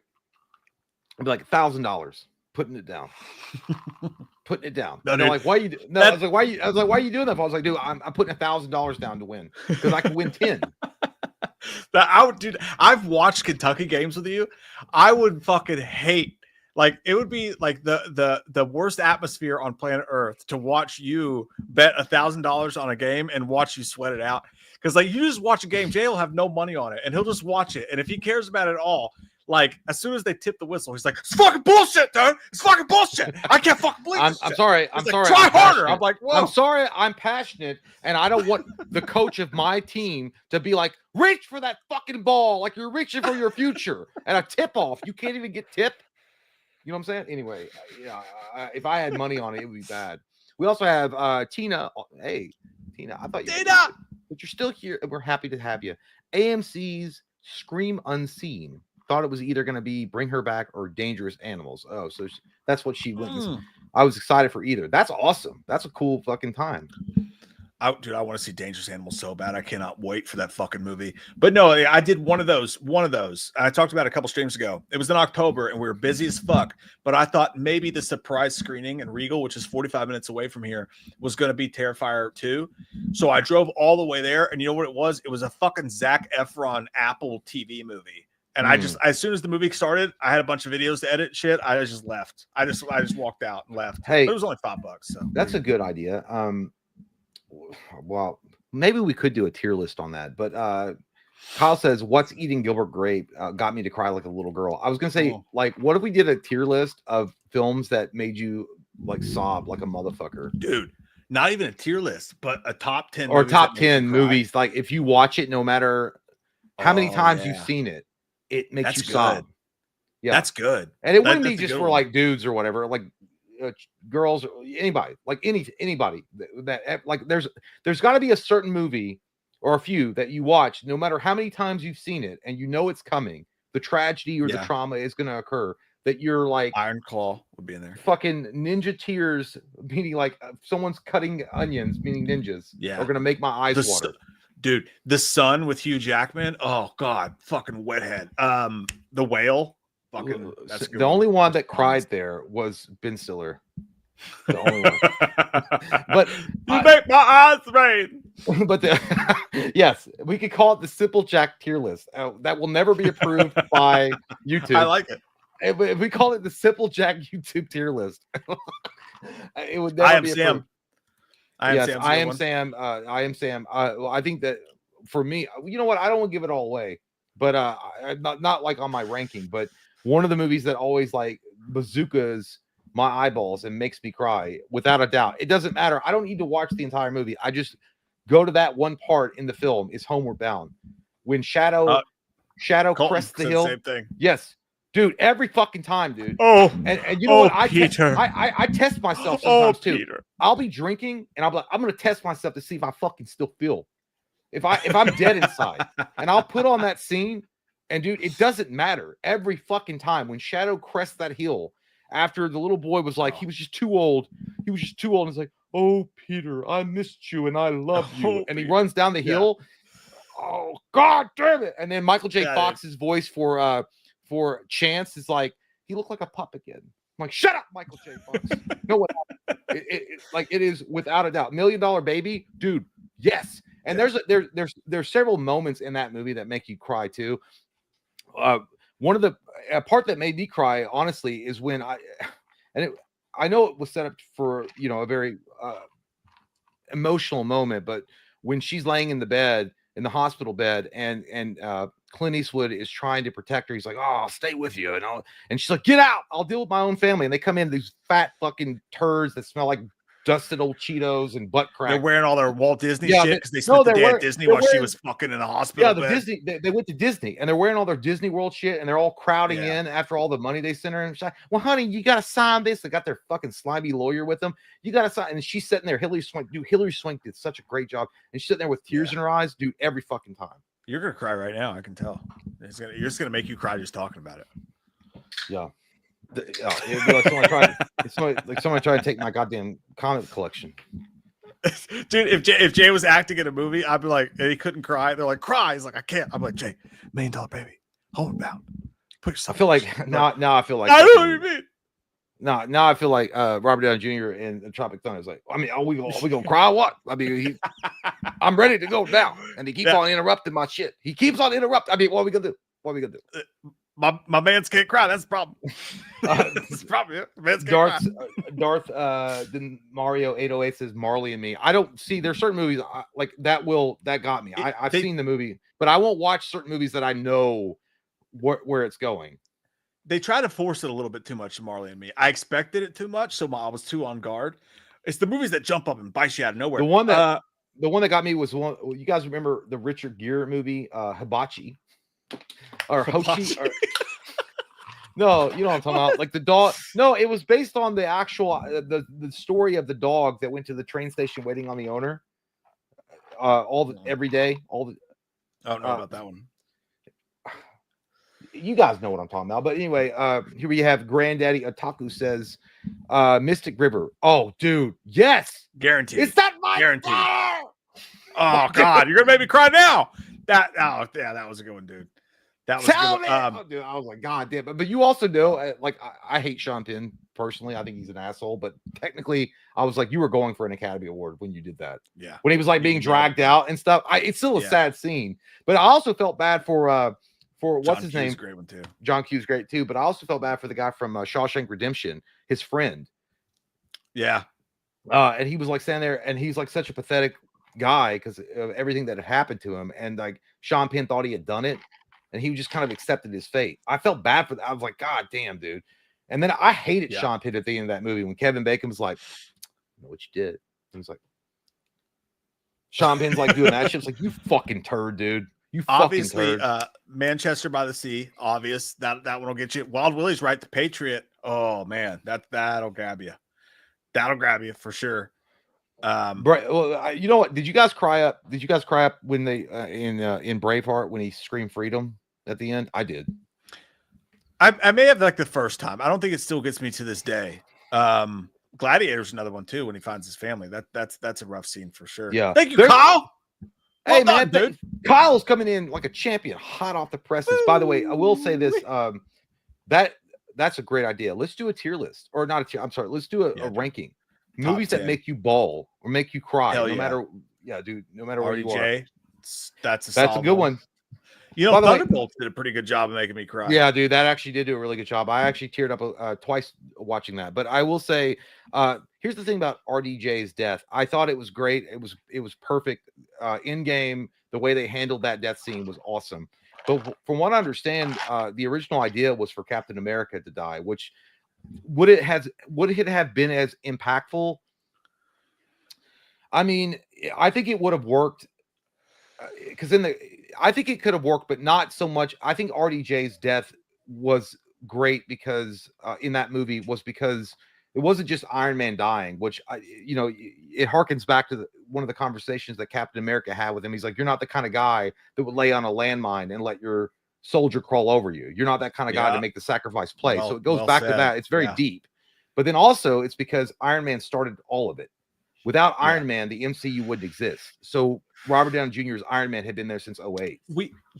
We also watched Robert Downey Jr. go through so much more. We watched him go through alcoholism in Iron Man 2. We watched him go through anxiety in Iron Man 3. Mm-hmm. We watched him go through all these things. His biggest fear in the world was this exact moment. So we watched him go through that, made it harder. Remember the Titans is another great left side, strong side. That one got me too. I cried with my parents, and that was embarrassing. Logan, 100%. Oh, dude, Logan. Oh, and then he said Xavier thinking his Logan killed him. Oh, dude, that was fucking awful. Yeah. And he was like, it wasn't me. It wasn't me. Oh man. Days of Future Past had a couple good tear jerkers in there too. Yeah, dude. And well, Days of Future Past will always be like very like meaningful to me, is because that's when I was actually going through my divorce when I watched that movie. I watched that movie like 3 times in the theater alone, and there was something very special about that movie, very cathartic for me, because I feel like the whole message of that movie is like you can go through some really bad shit and there are really traumatic moments, but there's always like a hope for you at the end of it, which is why maybe it's cathartic for me, and I loved it. That movie, without a doubt, though, makes you cry. Dude, this is gonna be the greatest fucking list of all time. That's a great video, dude. That's a tough one. That's a tough one. That's a really good list. Dude, Clinton's got to go in Butterfly Effect for show. Oh yeah, for show, dude. That one will get you. Clerks 3 will get you for sure, 100%. I'm trying to think. There's so many. When you really start thinking, SLC Punk. Oh dear God, I'll bawl my eyes out every time I watch it. I wasn't ready. Fucking. Dude, you know what? Tears, one that gets me is 310 to Yuma at the end. I don't even remember that one. I've only seen dude, Christian Bale and Russell Crowe, when he wants to be a hero for his kid. And remember, Christian Bale's got a limp and he's all like kind of fucked up, and his kid like looks down on him because he's not like he's like, you're not, and then he gets to be the hero, and then he gets to, God damn, dude, that ending sequence in 310 to Yuma, holy shit. And by the way, isn't it crazy that one of the best actors in that movie that's not Christian Bale or Russell Crowe is the partner of Russell Crowe, the outlaw, who had Ben Foster? Huh? Was it Ben Foster? Ben Foster. Yes. Is that what I don't know where that came from. No, yeah. He was the sidekick of Russell Crowe, like the Outlaws, and he was like riding with him, trying to like get him, trying to get him to escape. But I was like, isn't it crazy to think that Ben Foster, like, I never thought he would be like as amazing of an actor as he is, because the only time I'd seen him before that was he was in The Punisher with Thomas Jane as the guy with all the piercings. Yeah. Popsicle. It's crazy. Where the Redfern grows, says Kyle. I watched it a long ass time ago. That's right in there with it. Yeah, for sure. Green Mile. People saying Green Mile. Yeah, that's always gonna get you. Please, boss. Dewey's death. Yep. That was bullshit. They should have never done that. That just made me more mad than it did make me I'd sad. never seen one of them Flicka shows before. God damn it, just let him go. Nighttime set. Oh, or I think we're both clicking the same thing. 28 weeks later. Now that one pissed me off, dude. I don't feel bad for the guy in 28 weeks later. You know why? Because watched his wife and kids are being attacked by zombies, and this motherfucker looks at his wife and kids being attacked by a zombie and goes, I guess I better run away because I'm from London. Fuck that guy. You go in there and you get your ass eaten. I don't care if you save anybody or not. You don't ever run away from your family. Ever. It's been a minute. Do it. Fuck that guy. It's been a minute since I've seen that. Fuck that guy. I mean it. Also, Kyle, once again, thank you, man. Keep it amazing, going, sir. Well done. Tyler says, I wasn't ready for this. I wasn't either. We're not talking about the scenes, though, man. It's okay. We're not talking about the scene. Oh, dude. No, that was the end of SLC Punk. It's like, I wasn't ready for that. Austin's saying it true. The one scene, Pet Sematary OG. Yeah. The when he picks up, dude, that's some of the best acting I've ever seen on screen. Swear to God, when he picks up the little boy and he screams, dude, God damn, that was so effective. It was so fucking awesome. Oh, dude, Big Daddy will get me too. Big Daddy will get me too. Someone I want my own ass. Well, it's also like Pay It Forward. That part where he's in the bathroom and he's kicking the door in frustration and the tears are just coming down his eyes, dude. That did he win anything for that, Will Smith, for like an award? I don't know if he did or not. Did I freeze or did Mike freeze? No, Austin, we're not talking about the never-ending storm. We're not talking about the never-ending storm. Don't you ever bring that up to my face again. Don't you ever talk about that. In the swamp of sadness. We're not talking about that. I agree with Rafi. Another movie. Tony Todd's was really good. Yeah. Men of Honor. Oh, not Men. Yeah, Men of Honor. When Robert De Niro is trying to motivate Cuba Gooding Jr. in the courtroom. And I'm not going to say what he said because it's racist, but it is what it is. And that's what he was saying. But he was trying to motivate him. And then because he knew that his leg couldn't, and he was trying to get him angry. And you can hear it like when he stands up to walk the 12 steps. I'm like, fuck, dude. I got one, amazing. Dude.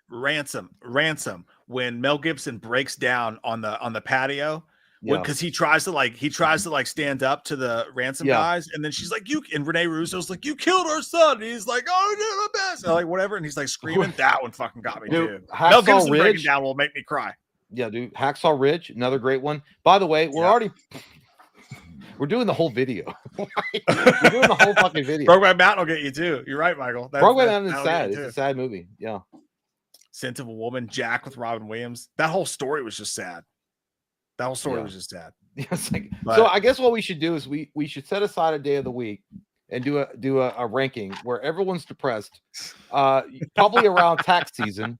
We should probably just do it on the day of taxes. I'm like, Aztecas gotta go. The Signs Dinner team was like, fine, I'll just have some of everyone's. I love that scene, but it also kind of made me chuckle a little bit. I'll try this.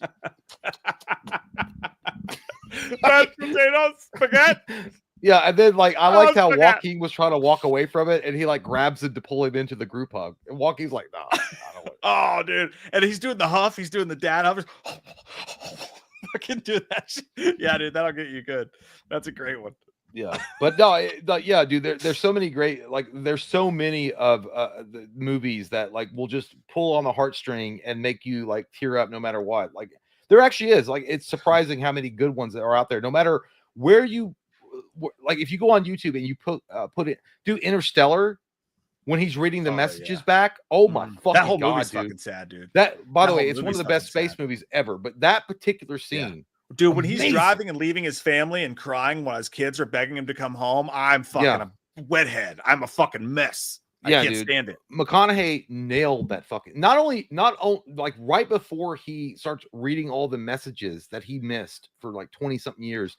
It's even when they come back on the ship and that dude has been waiting for him, and he's like old. Yeah. He's like, I almost gave up hope. And I'm like, oh my fucking god, dude. I would have gave up hope a long time ago, but yeah, dude, you a real one. Terry the Dead said, "Amazing Spider-Man when the city workers lower the cranes to help him swing to defeat Lizard, then Endgame when the portals open." Again, like both. Yeah, dude, I'm kind of a pussy when it comes to certain things. I mean, I even cried a little bit when in Amazing Spider-Man 2 when the little boy was standing there like trying to face off against the Rhino. And it was a small moment, but when he was like, "Hey, Spider-Man, do you think I could take over?" Like when Andrew Garfield comes in, like even that kind of thing, I was like, "Yeah, dude, that's a hero. That's a fucking hero." Jay and I are big wet heads when it comes to music. We'll cry our fucking asses off. We don't care. Maybe it's the whiskey. Maybe it's I did it sober. Oh, fucking The Star Is Born. Oh, that ending will get you. That movie talking about watching, not only does that movie depress the fuck out of you and it makes you feel like you could write a Nirvana song, you have to drink while you're watching it. I mean, oh yeah. The Deadpool Wolverine, the car scene wall log. Yeah, that got me. Well, that didn't really get me. No, you know what I felt like? I was like, man, Hugh Jackman giving him real news. Wake up, bitch. He's giving you real news right now. You think you're so cool running around with your little quips and your little words, and then he's like, nah, bitch, you're stupid. Now that we've made you all sad, we're gonna leave. Yeah, but that is a good idea. I think that would be a really fun video to do. When our little souls, when our little hearts can, maybe one night when we need a good cry, we can all cry together. It sounds like a Patreon stream. If we wouldn't have our channel taken down, we could show you the scene, each scene that made us cry in the movie. Oh god, dude, could you imagine if you were allowed to and we had to like sit and watch those? Like try not to cry challenge. Try not to cry. Oh wow. Oh wow. We die. We cry so fucking much, dude. It'd be bad. Hey, we love you guys so fucking much. Thanks for hanging out with us tonight. We will be live again soon. Don't know exactly when right now. We got to see what the week brings, but we'll be live again very soon. And members, I thought we were doing Friday. Members, that sounds good to me. That sounds good to me, Jim. Probably. I got to look. I don't know what's going to happen this week. So that should be good. Friday, Saturday probably is a lock. It's a sounds good to me. It's a shoe-in. We love you guys so fucking much. Thanks for hanging out tonight. We'll talk to you guys so soon. See you guys. Bye. We got $5,000. We got someone said 5,000. It made me think of the scene from Wayne's World when they're like, we got $5,000. I don't know why. Am I still here? I am. Why? How did I get here? Love you guys. Seriously though. Thanks for hanging out with us tonight. Really appreciate it.